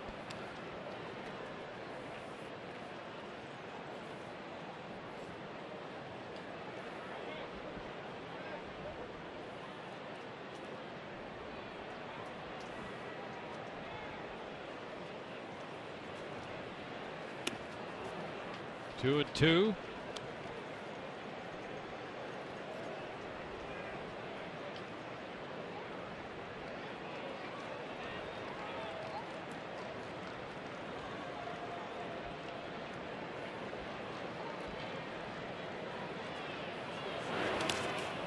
The dirt, skipping by the New York catcher. The count is full. And home run for Loney. Second since coming off the disabled list. His first since the 7th of July when he hit one off Chris Young in Kansas City.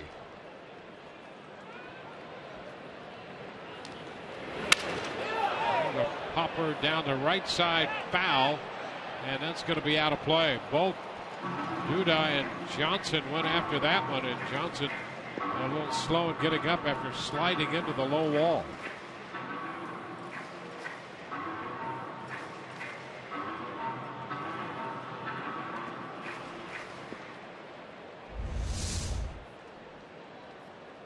Both of them trying to make a play. Kelly Johnson realizing it's not going to happen. He goes down to the turf, but you see slides knees first right into that low wall, and he's still feeling the effects.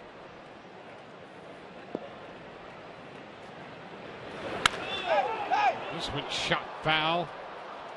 Out of play. This turning out to be a lot of pitches in this at bat after DeGrom got ahead of Cabrera. It's now 3-2. And there are 8 pitches into this at bat. And a shot to right field. That's got some carry. Going to be off the wall. Cabrera's going to dig for 2. Better hurry. And he's in there ahead of the throw.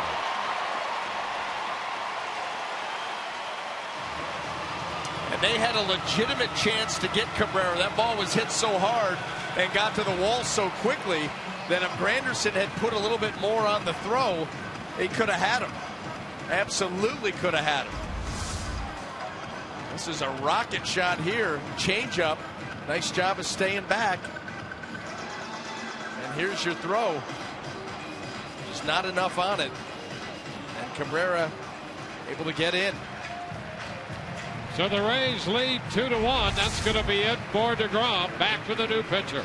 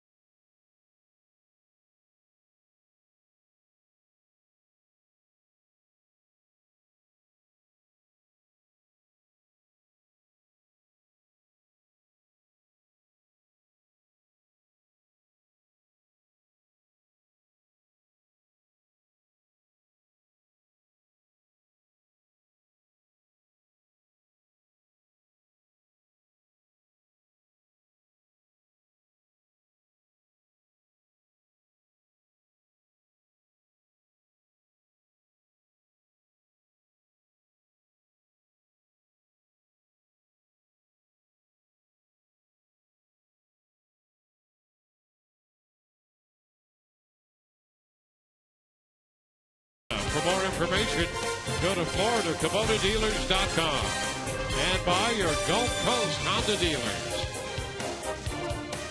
Rays have taken a 2-1 lead. A great at bat by Asdrubal Cabrera to come up with that double. That's it for DeGrom. Eric O'Flaherty, the lefty, in the game. Navadu, he'll be lifted, and Brandon Guyer will hit in his place. He takes a pitch too low. O'Flaherty made his New York Mets debut 2 days ago against Miami and gave up 4 runs in 2/3 of an inning. Those numbers, his combined numbers with Oakland and the Mets.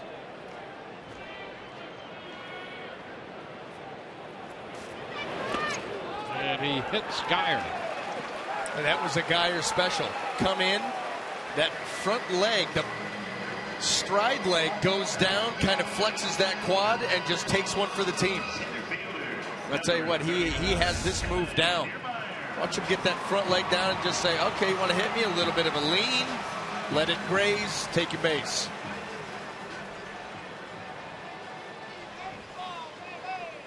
Two men on. Kevin Kiermaier will bat.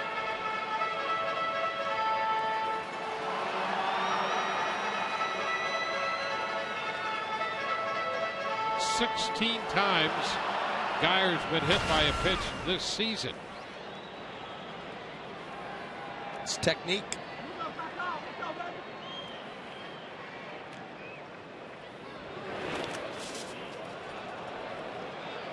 That ball, that slider running away. Look at that. Geyer with 16 topping the American League.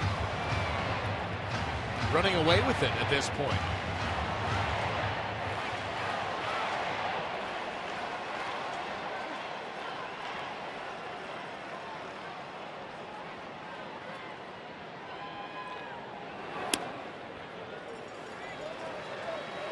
Two and 0.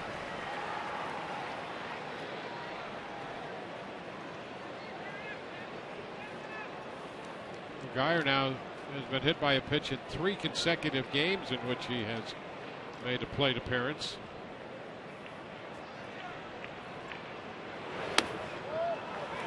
And Kiermaier takes ball 3. Well, when we looked at O'Flaherty's numbers, 22 innings, 13 walks. This has been something that has plagued him. And here, lefty on lefty, and he's missed badly 3 straight pitches.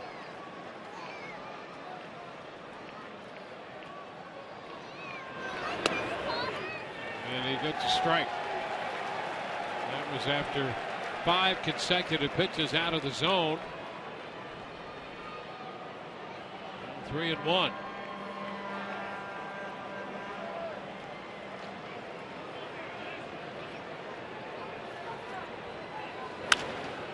It's popped up on the left side. The infield pop. Flores takes care of it. 2 gone, and Kurt Casale's due. Terry Collins heads to the mound to make a change.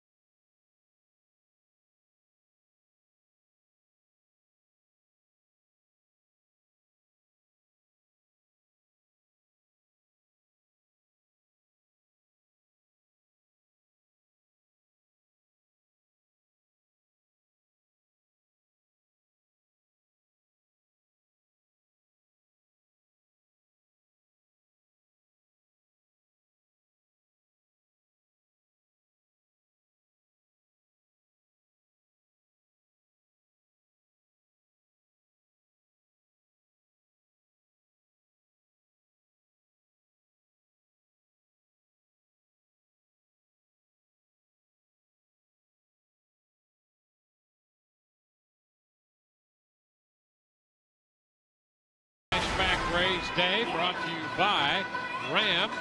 Submit the best vintage photo of yourself using the hashtag #FlashbackRays. We'll select the best photo, feature it in the postgame show.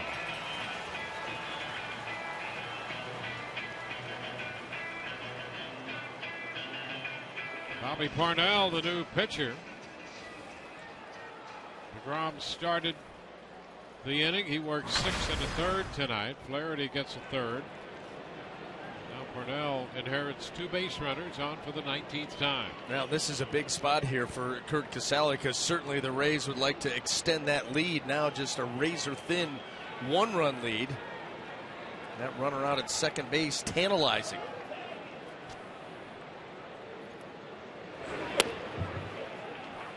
Pitch Drops a breaking ball in there for a strike.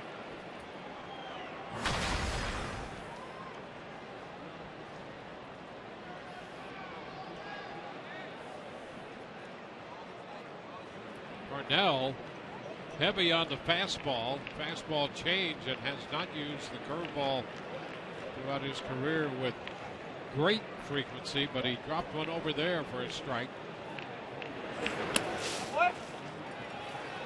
It's 1-1. Breaking from the script. A couple of breaking balls here to start this at bat out. Well, you're looking at 1 out you need to get. So however you need to do that, however creative you need to be.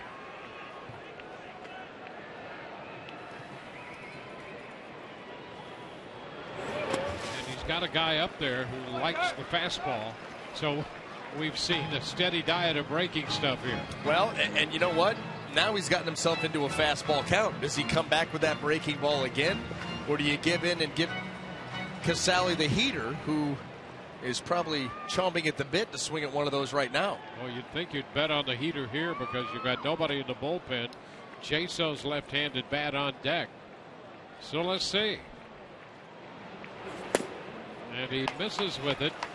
He did come fastball, and it's healthy at 97, but low. Sometimes when you break from what you do best, it doesn't work out well for you. You know, first curveball strike 1, and then he missed with 2. Now misses with the fastball. Now he's in a real spot.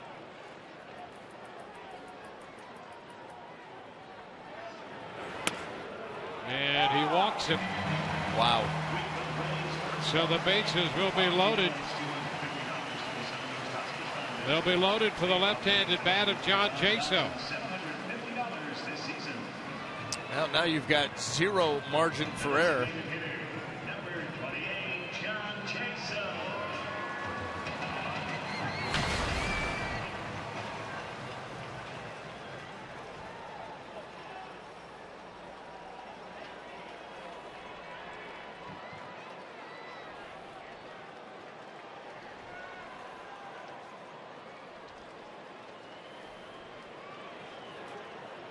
Jaso looking for his first hit tonight, and he fouls the fastball back for a strike.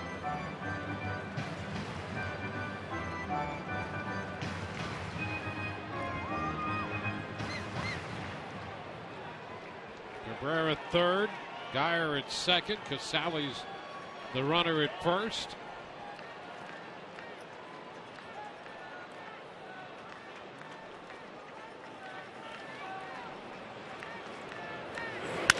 Jaso lifts a fly ball into left.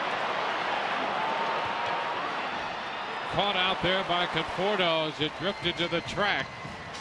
Rays will leave them loaded, but they get the go-ahead run on the home run by James Loney, turning around a 95-mile-per-hour fastball, and it's 2-1 Rays.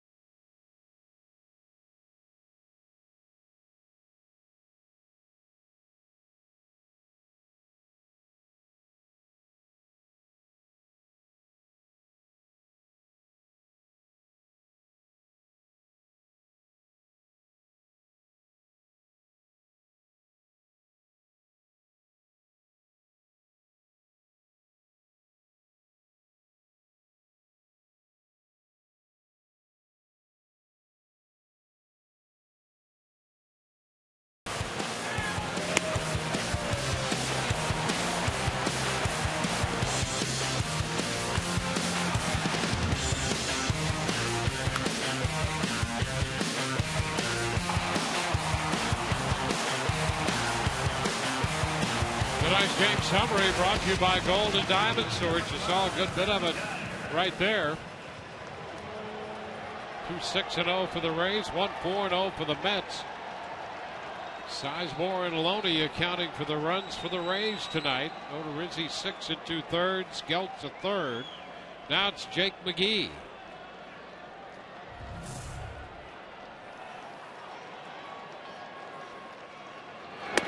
Wilmer Flores leads off, and the first pitch is a fastball, strike one. 39 punch-outs, 28 2/3 innings for Jake.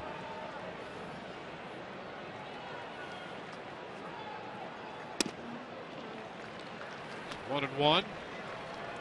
Wilmer Flores. See Brandon Guyer out there in right field now. Was robbed in his last at bat by Grady Sizemore in left.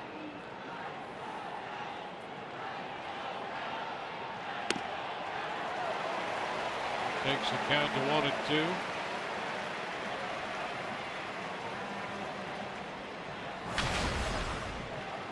He worked an inning Wednesday in Chicago.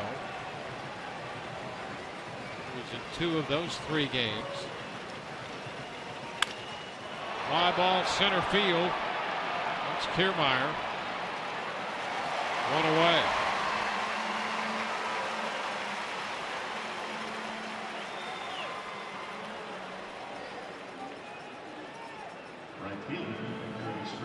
We'll go to the top of the order now for New York. Curtis Granderson.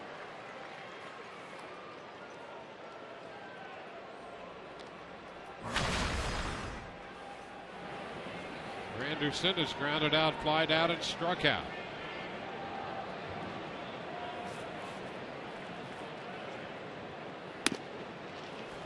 It's upstairs. Pitchers of record in this game right now would be Steve Geltz and Jacob deGrom.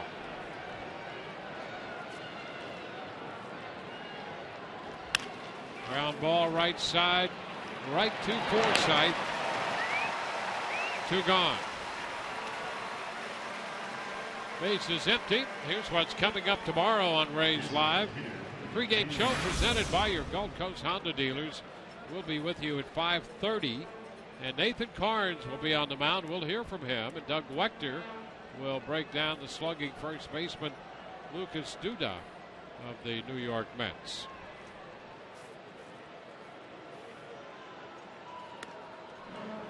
Murphy takes the pitch up.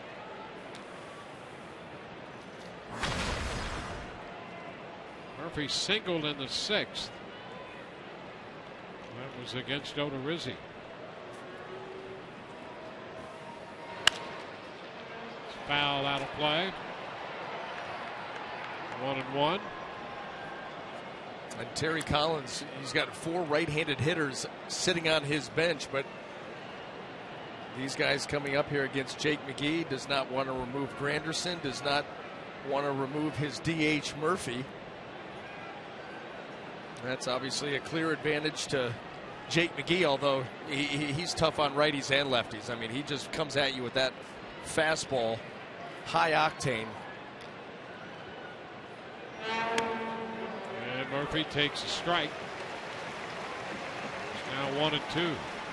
The way he's able to bore that pitch away from the lefties really forces you. If you try to pull it, you do what Curtis Granderson just did. You roll over it to second base. You try to shoot it into left field. A lot of times the velocity, it's just a lazy fly ball. High fly ball to right this time. Guyer's going to go to the wall. He leaps and it's out of here. On a 1-2 pitch, Murphy takes McGee deep, and the game is tied at 2. Now wait till you take a look at the location. Jake McGee trying to go away, and watch where the pitch ends up. This is what you can't do.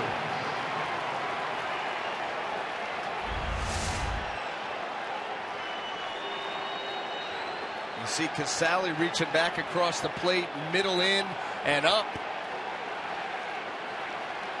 It's the 8th home run of the year for Murphy, and his first against a left-hander. Now Cespedes takes the pitch up.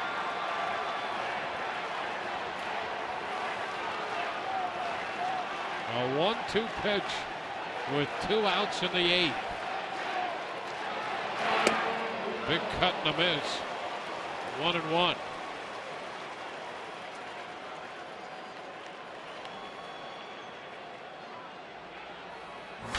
The Mets did have double-barreled action. Now it's only Tyler Clippard up. Another cut and a miss by Cespedes at 96. Trying to go down and away, up and in. That's the location, and Jake McGee hoping for the best right here. Not real happy.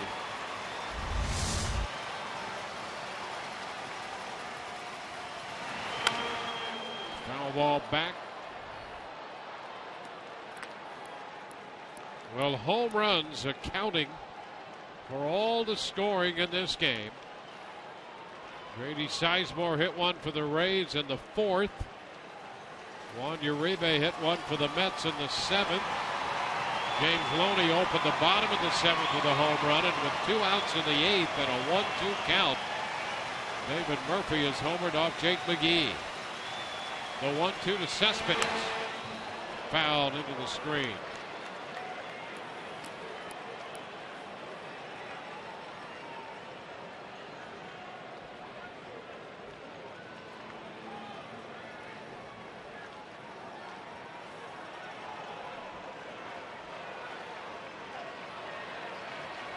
So now the pitchers of record become strictly the bullpen. DeGrom off the hook.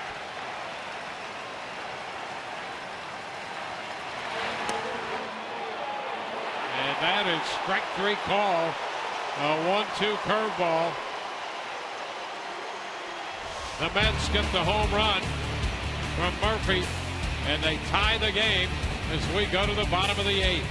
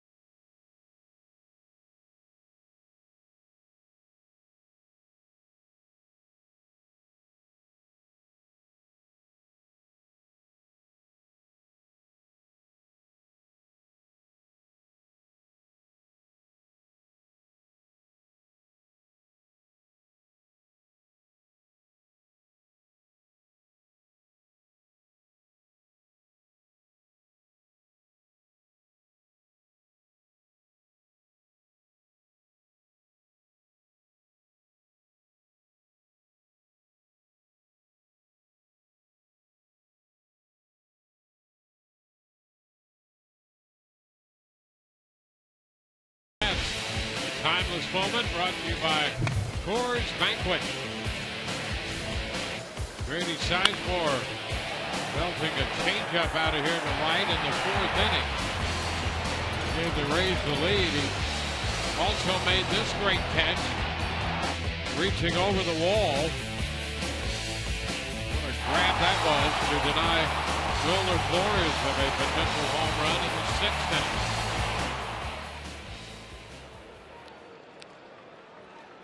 And now it will be Grady Sizemore to face Tyler Clippard.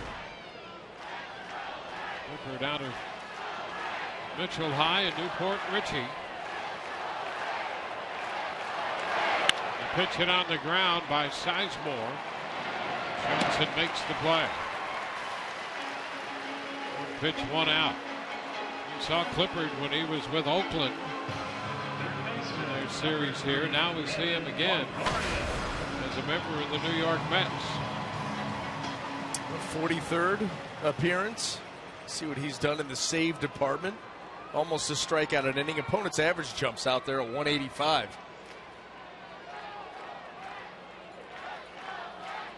Here's Evan Longoria.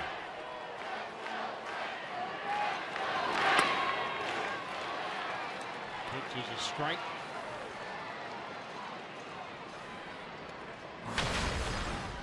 Evans singled in the first inning. He is 1 for 3 tonight.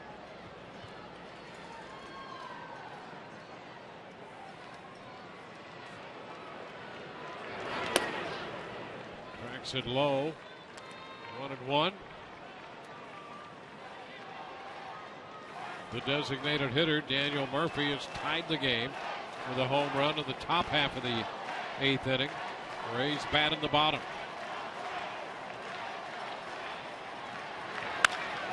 There's a shot to center field. Will it get enough carry? The ball is gone! Home run for Longoria. And the Rays lead 3-2.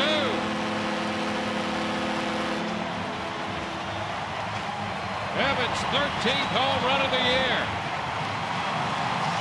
It's a home run derby tonight, folks. One after the other. None bigger than that one right there so far. Evan Longoria, who's shown a much more aggressive approach and swing recently. It's led to more extra base hits. And here, the best of them all, the four-bagger. And that got the Longoria carry that we've been missing. When he's hot, that's what happens. Well, he's swinging the bat now with authority. There's no feeling for the baseball. He is letting it rip, and pitches that are mistakes, he's hammering right now. First pitch to Loney, and that's a strike.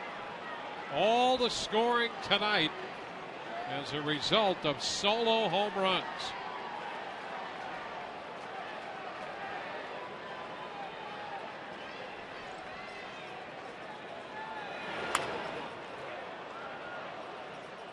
Two now on Loney. Well, this is a fastball. You see the grip. Look where it's at. Elevated out over. It allows Evan full extension, and that's where you're going to get that carry. And he needed every bit of it. Right off the top of the wall.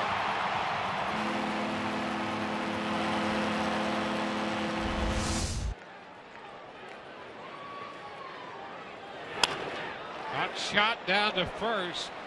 Handled by Duda.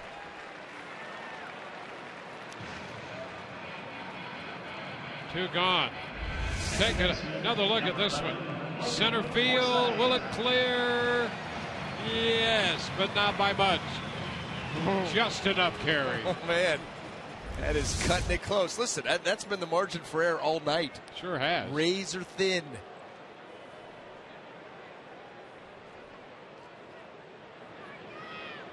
Now Logan Forsythe. And it's a strike.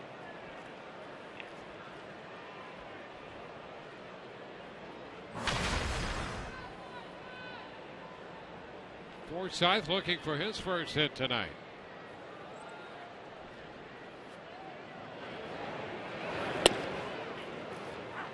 Oh, 2.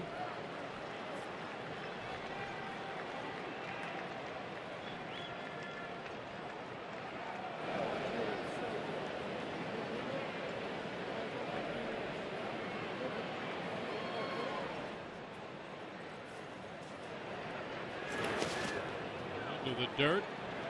1 ball, 2 strikes. So now Brad Boxberger's up in the Rays bullpen. Jake McGee worked the 8th. The Mets have Lucas Duda to lead off the 9th. Pitch is high. Now it's 2-2. So Odorizzi had a lead. Geltz came in. The Rays got him the lead. And Forsythe is out on strikes. The Rays are finished in the 8th. And as we go to the 9th inning, this home run by Evan Longoria has given the Rays the lead again. Through 8, 3-2, Tampa Bay.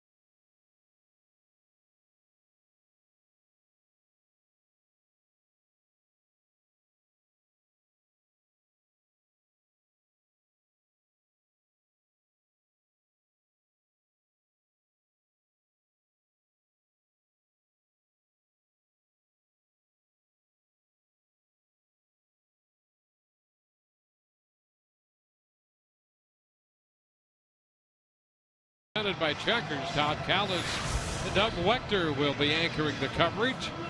We'll hear from Kevin Cash in the manager's press conference, and Rich Hollenberg will have interviews from the Rays clubhouse.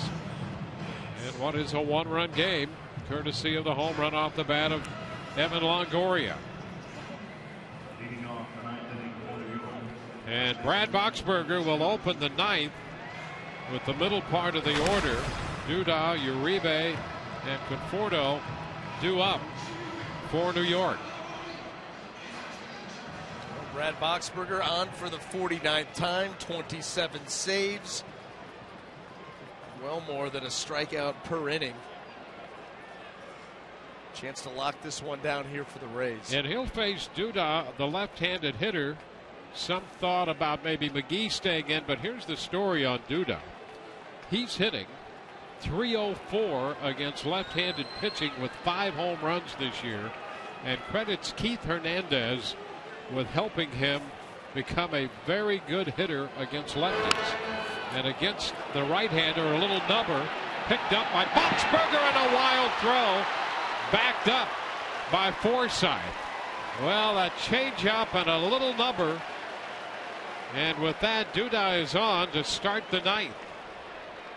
Yeah, that was a perfectly placed swinging bunt by Duda, and Brad Boxberger, he's going to try to make up with it with an overthrow right there, and he just airmails this right into the baseline, and James Loney's not able to get over and make that play. And yeah, you credit Logan Forsythe for backing that play up, and he kept Duda from going to second base. Well, they've given Duda a hit, but a good throw gets him. Now here's Uribe. The pitch down and gets away. That deflected off Casale, rolling up the third base line, and Duda winds up at second base. Well, another errant throw by Brad Boxberger. This one right into the dirt, and it's going to ricochet off Casale. And now a meeting on the mound, going to try to figure out what to do here. Just a fastball yanked down and away. Boy, caught Kurt Casale right on the inside of that right knee, and that may have more. That meeting may have more to do with Kurt Casale getting some feeling back in that leg than anything else. Well, they've changed that ruling on Duda. And that's going to be an error charged to Boxberger. And now the wild pitch moves the runner up to second. The count is 1-0 to Uribe. Pops it foul, out of play. 1-1. Well, you know what they often say about guys out of the bullpen. They're not effective until they're in some kind of peril. Well, here we are. Right. The inning started clean, but a couple of pitches took care of that. Blocked by Casale. 2-1.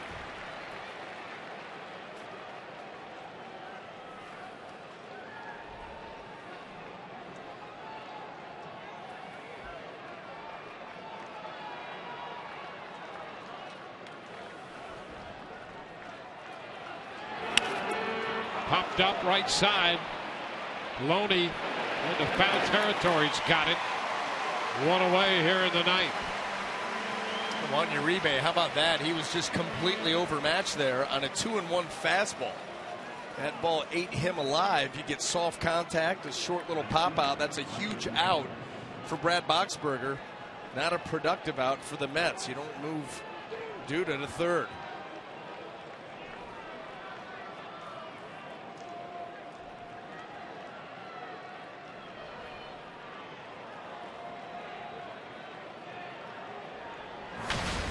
Michael Conforto struck out, flied out, popped out.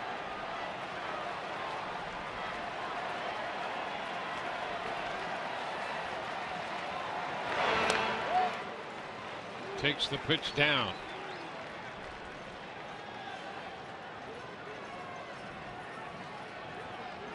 Right now, McGee and Clippard, the pitchers of record.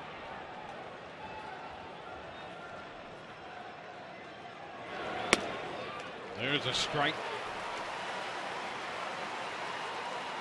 1-1.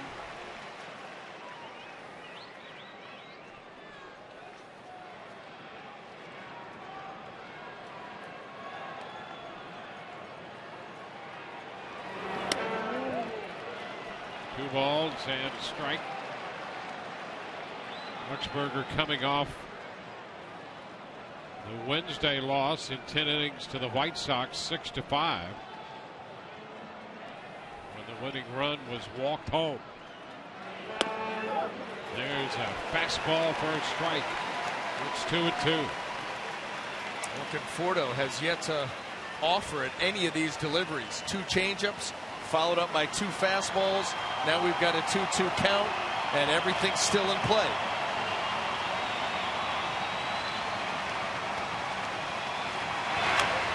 Ball back, taking a cut at the fastball.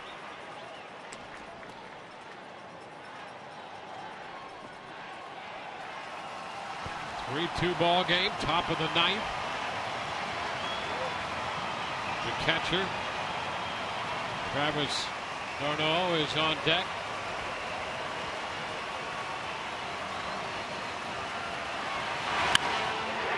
Into left center field. That's going to be a base hit.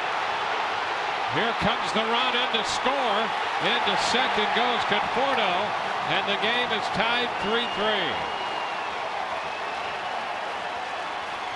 And despite the efforts of Kevin Kiermaier, Conforto able to get to second base. This ball off the bat, no doubt about it. It's going to get down. It's going to be a hit. Ball off the plate. Great plate coverage by Conforto. But Kiermaier, watch his hustle in center to try to cut this off and keep it a single. Great job, but Conforto, who is running well out of the box, is able to sneak in, and the Mets tie it and have a runner still out in scoring position. So it's a 3-3 ball game.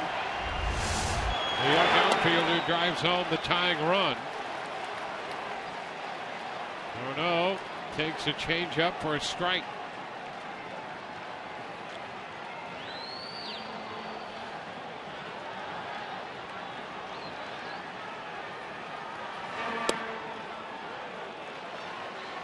Outside. Now it's 1-1.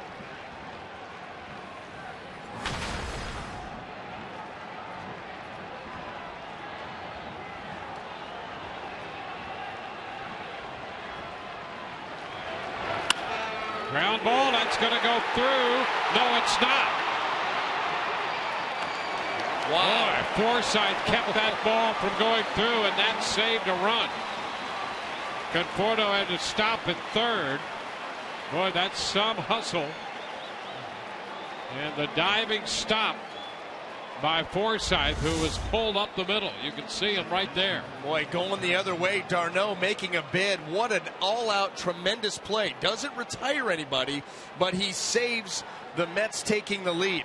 Great job by Logan Forsythe selling out to keep that ball in the infield, or just out of the infield, but not into the outfield, where that would have been a sure run for the Mets.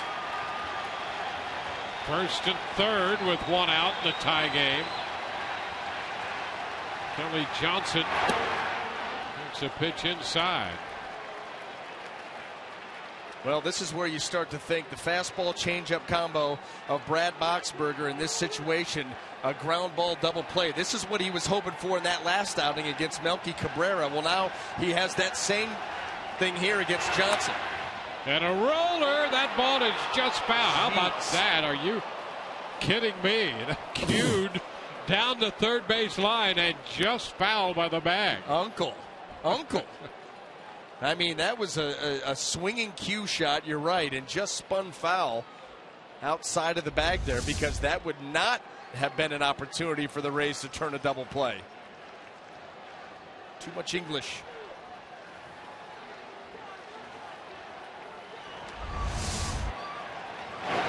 Alex Colomé up in the bullpen.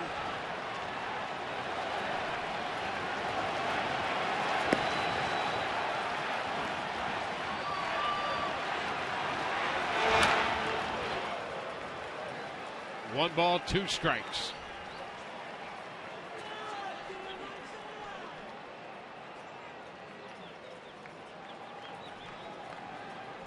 It's Flores on deck.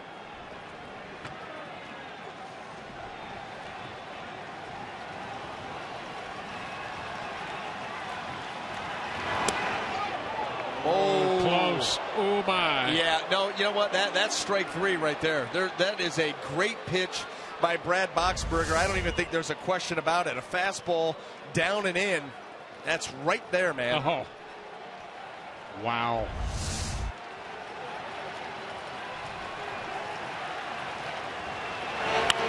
Line drive right to Cabrera. That's the second out. Two gone, men still at first and third. Johnson shaking his head. The prior call had the Rays shaking their collective heads. Boy, that was a bullet. Nothing's coming easy here in the ninth.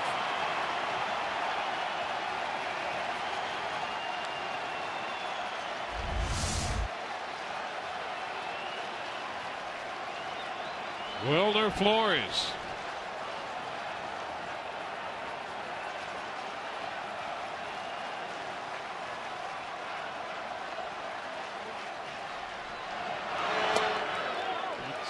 A strike at the knees.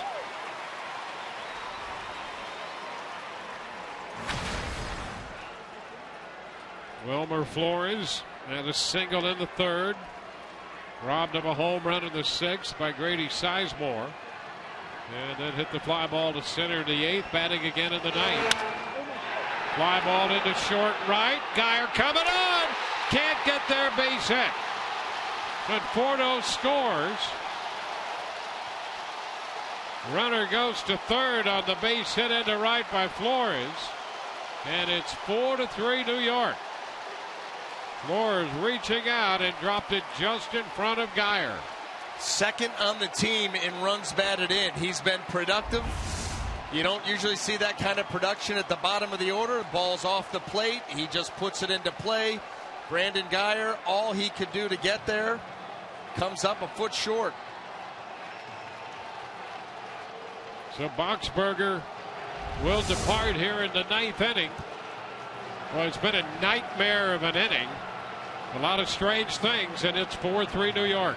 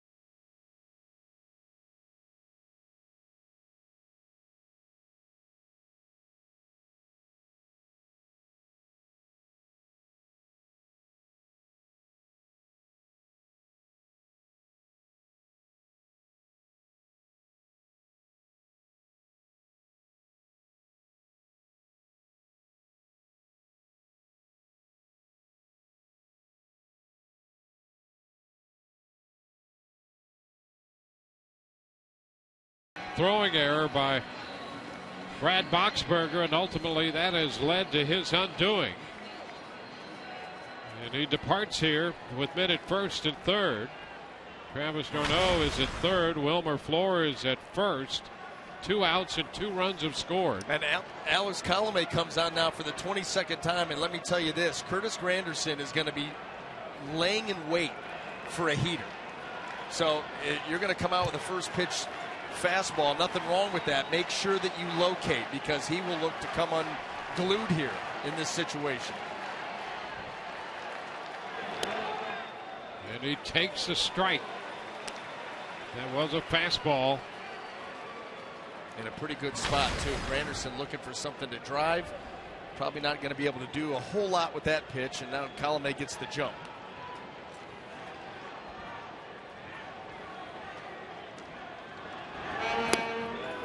Cut and a miss. That's pretty good right there. Well, you know what? That's smart pitching.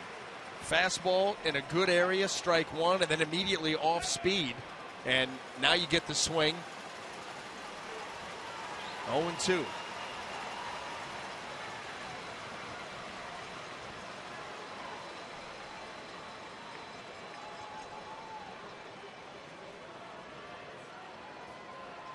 This game has been back and forth all night. Rays carried a 3-2 lead into the ninth, and now it's 4-3 New York.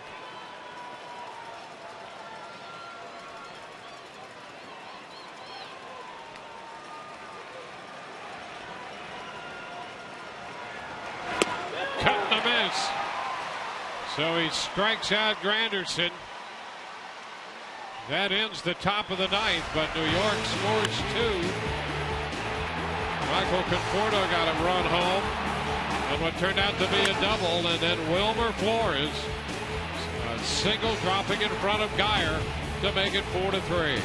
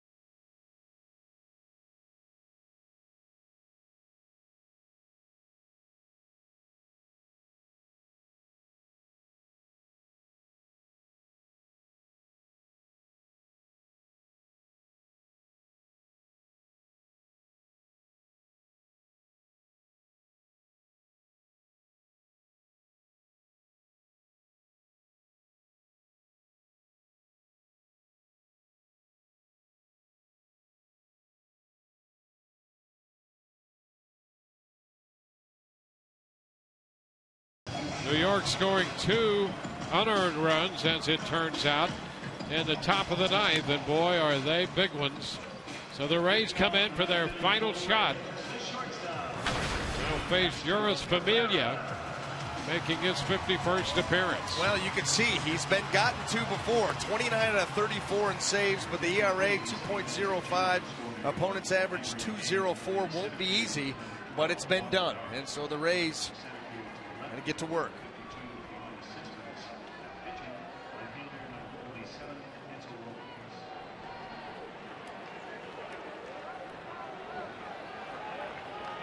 Juan Lagares in center field.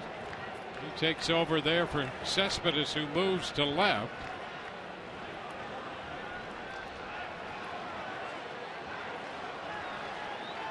Juris Familia on the hill to face Asdrubal Cabrera.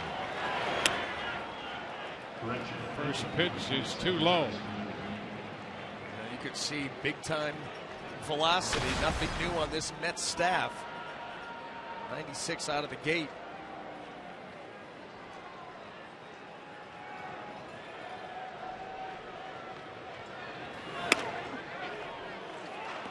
Two and 0.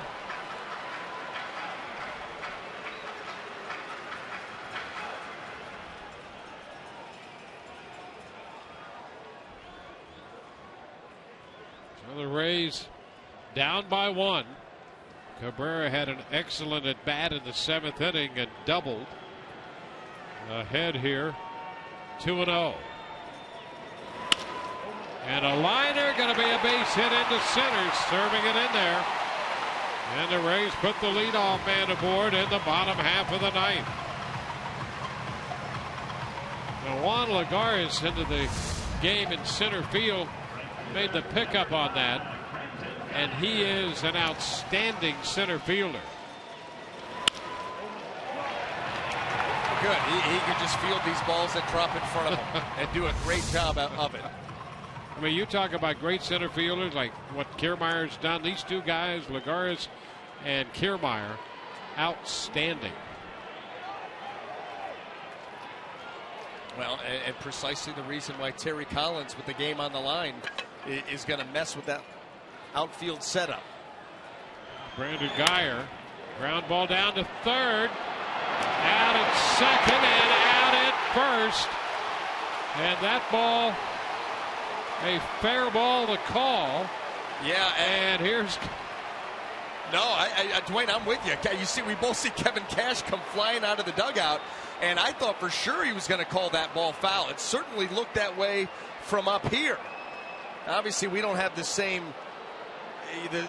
look.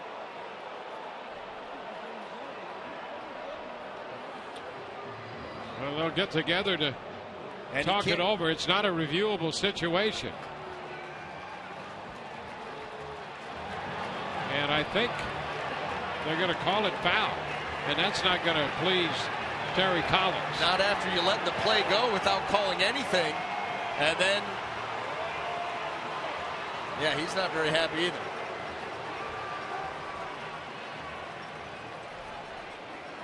Well, I think ultimately getting together, I think they got it right, because it certainly looked like a foul ball from up here. And you see Uribe.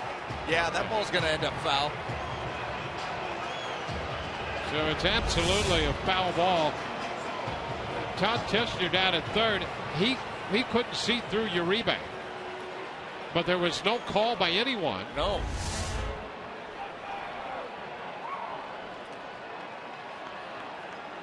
And the other side of that was that ball off his foot. Maybe not. Yeah, but close. Very close. One strike to count. That's a strike at the knees. And if it was, you got to start limping. Yeah. Oh yeah. You got to put on a big production there. He's so used to getting hit by pitches that it just doesn't even phase him. But it's a great thing. The umpires did get together because the idea is to get it right, and they did.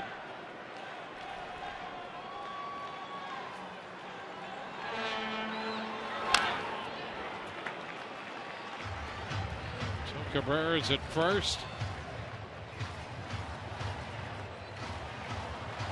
Well, he will sneak in a slider every now and then. Of course, it's tough to go away from that fastball. 96, 97 with good sinking action to it. Got to be wary of the breaking ball.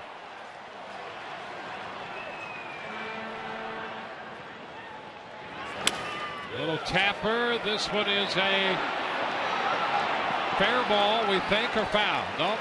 That's going to be a foul ball, or is it? Nobody knows.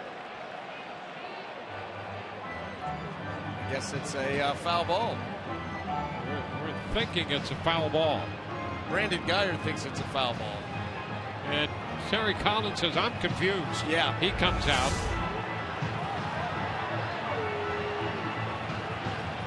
Again, and you see right there, Tim Timmons is right out there looking right up the line as this ball hops foul, and he's the one that made the call. And he did call it. He did, and you know what? He was putting himself in position as soon as contact was made by Brandon Guyer, and he got the call right. Did you see Timmons shake his head? That was great.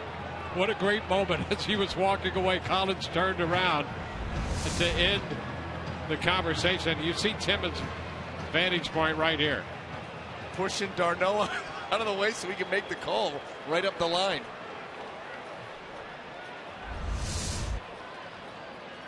Oh, to the count.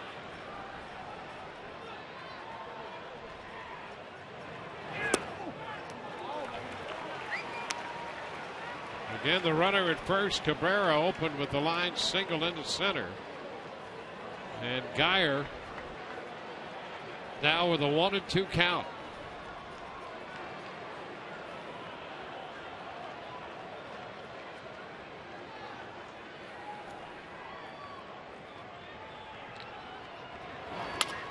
And a ground ball this time, third, out at second, and safe at first. So Guyer reaches on a fielder's choice.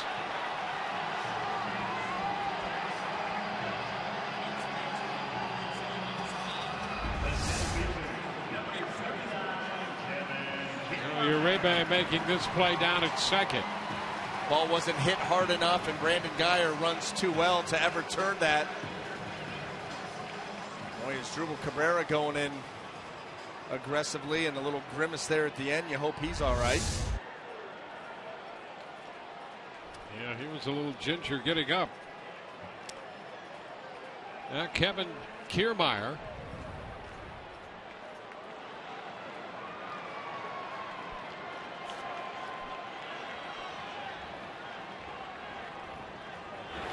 Kiermaier fouls it the other way. Kevin had a base hit in the third.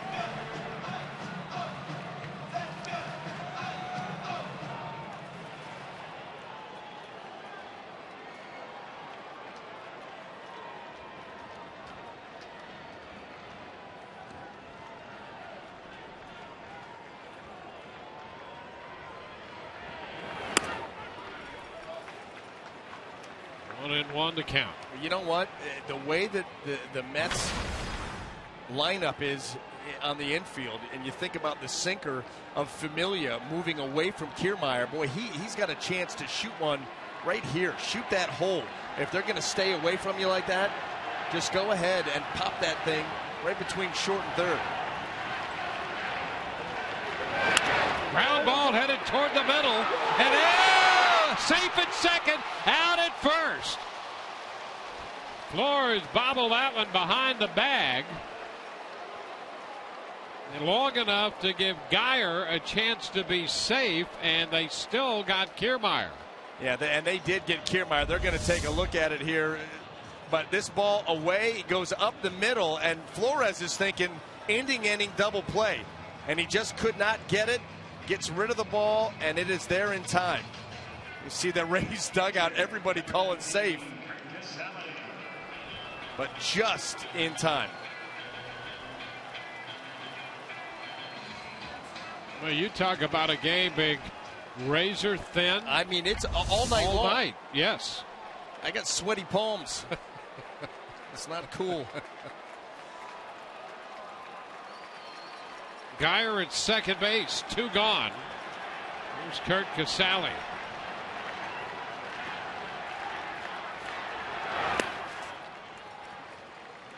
One and 0. Sally taking the slider.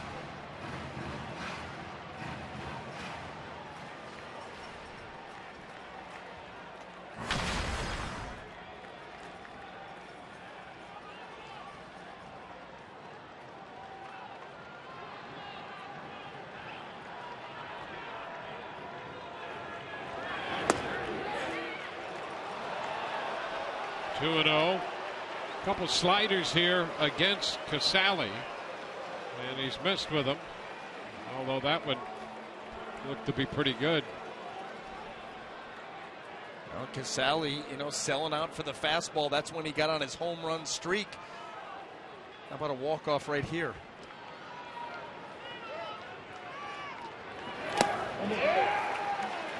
Low with it. It's 3-0. Well, I tell you, and you would love to get Jaso to the at-bat right now. Love Without it. question. Ooh.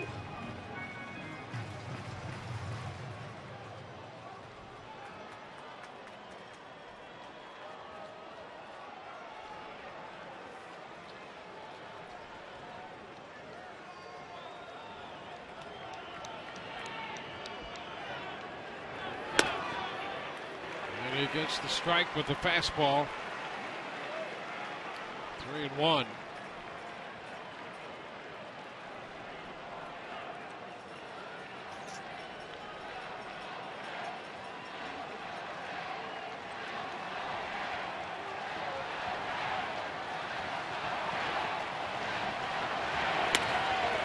Now we'll go all the way to 3-2. He missed the fastball at 97. That's the late movement. Watch this just dart underneath the swing. That's nasty. Yeah, that's impossible to hit.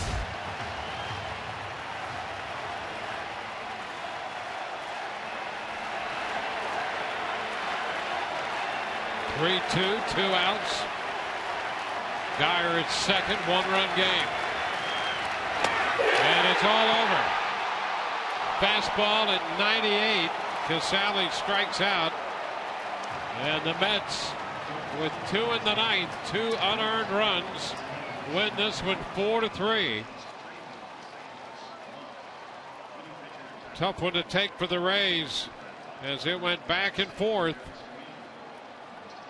And the top of the ninth, 2 unearned runs allowed the Mets to tie it and take the lead. And they hold on with the potential tying run at second base in the bottom of the ninth.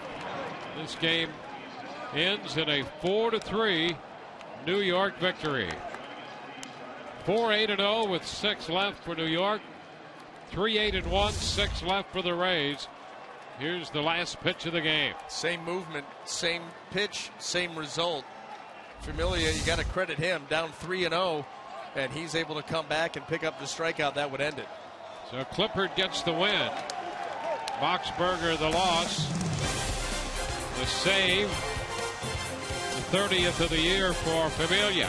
Took 3 hours to play it. And the Mets win it 4-3. We'll be with you tomorrow at 5:30 on Sun Sports with Game 2 of this series. Hope you've enjoyed the telecast and not the outcome. For Brian Anderson and the rest of our crew, Dwayne Stats. Rays Live, the postgame, presented by Checkers, is next.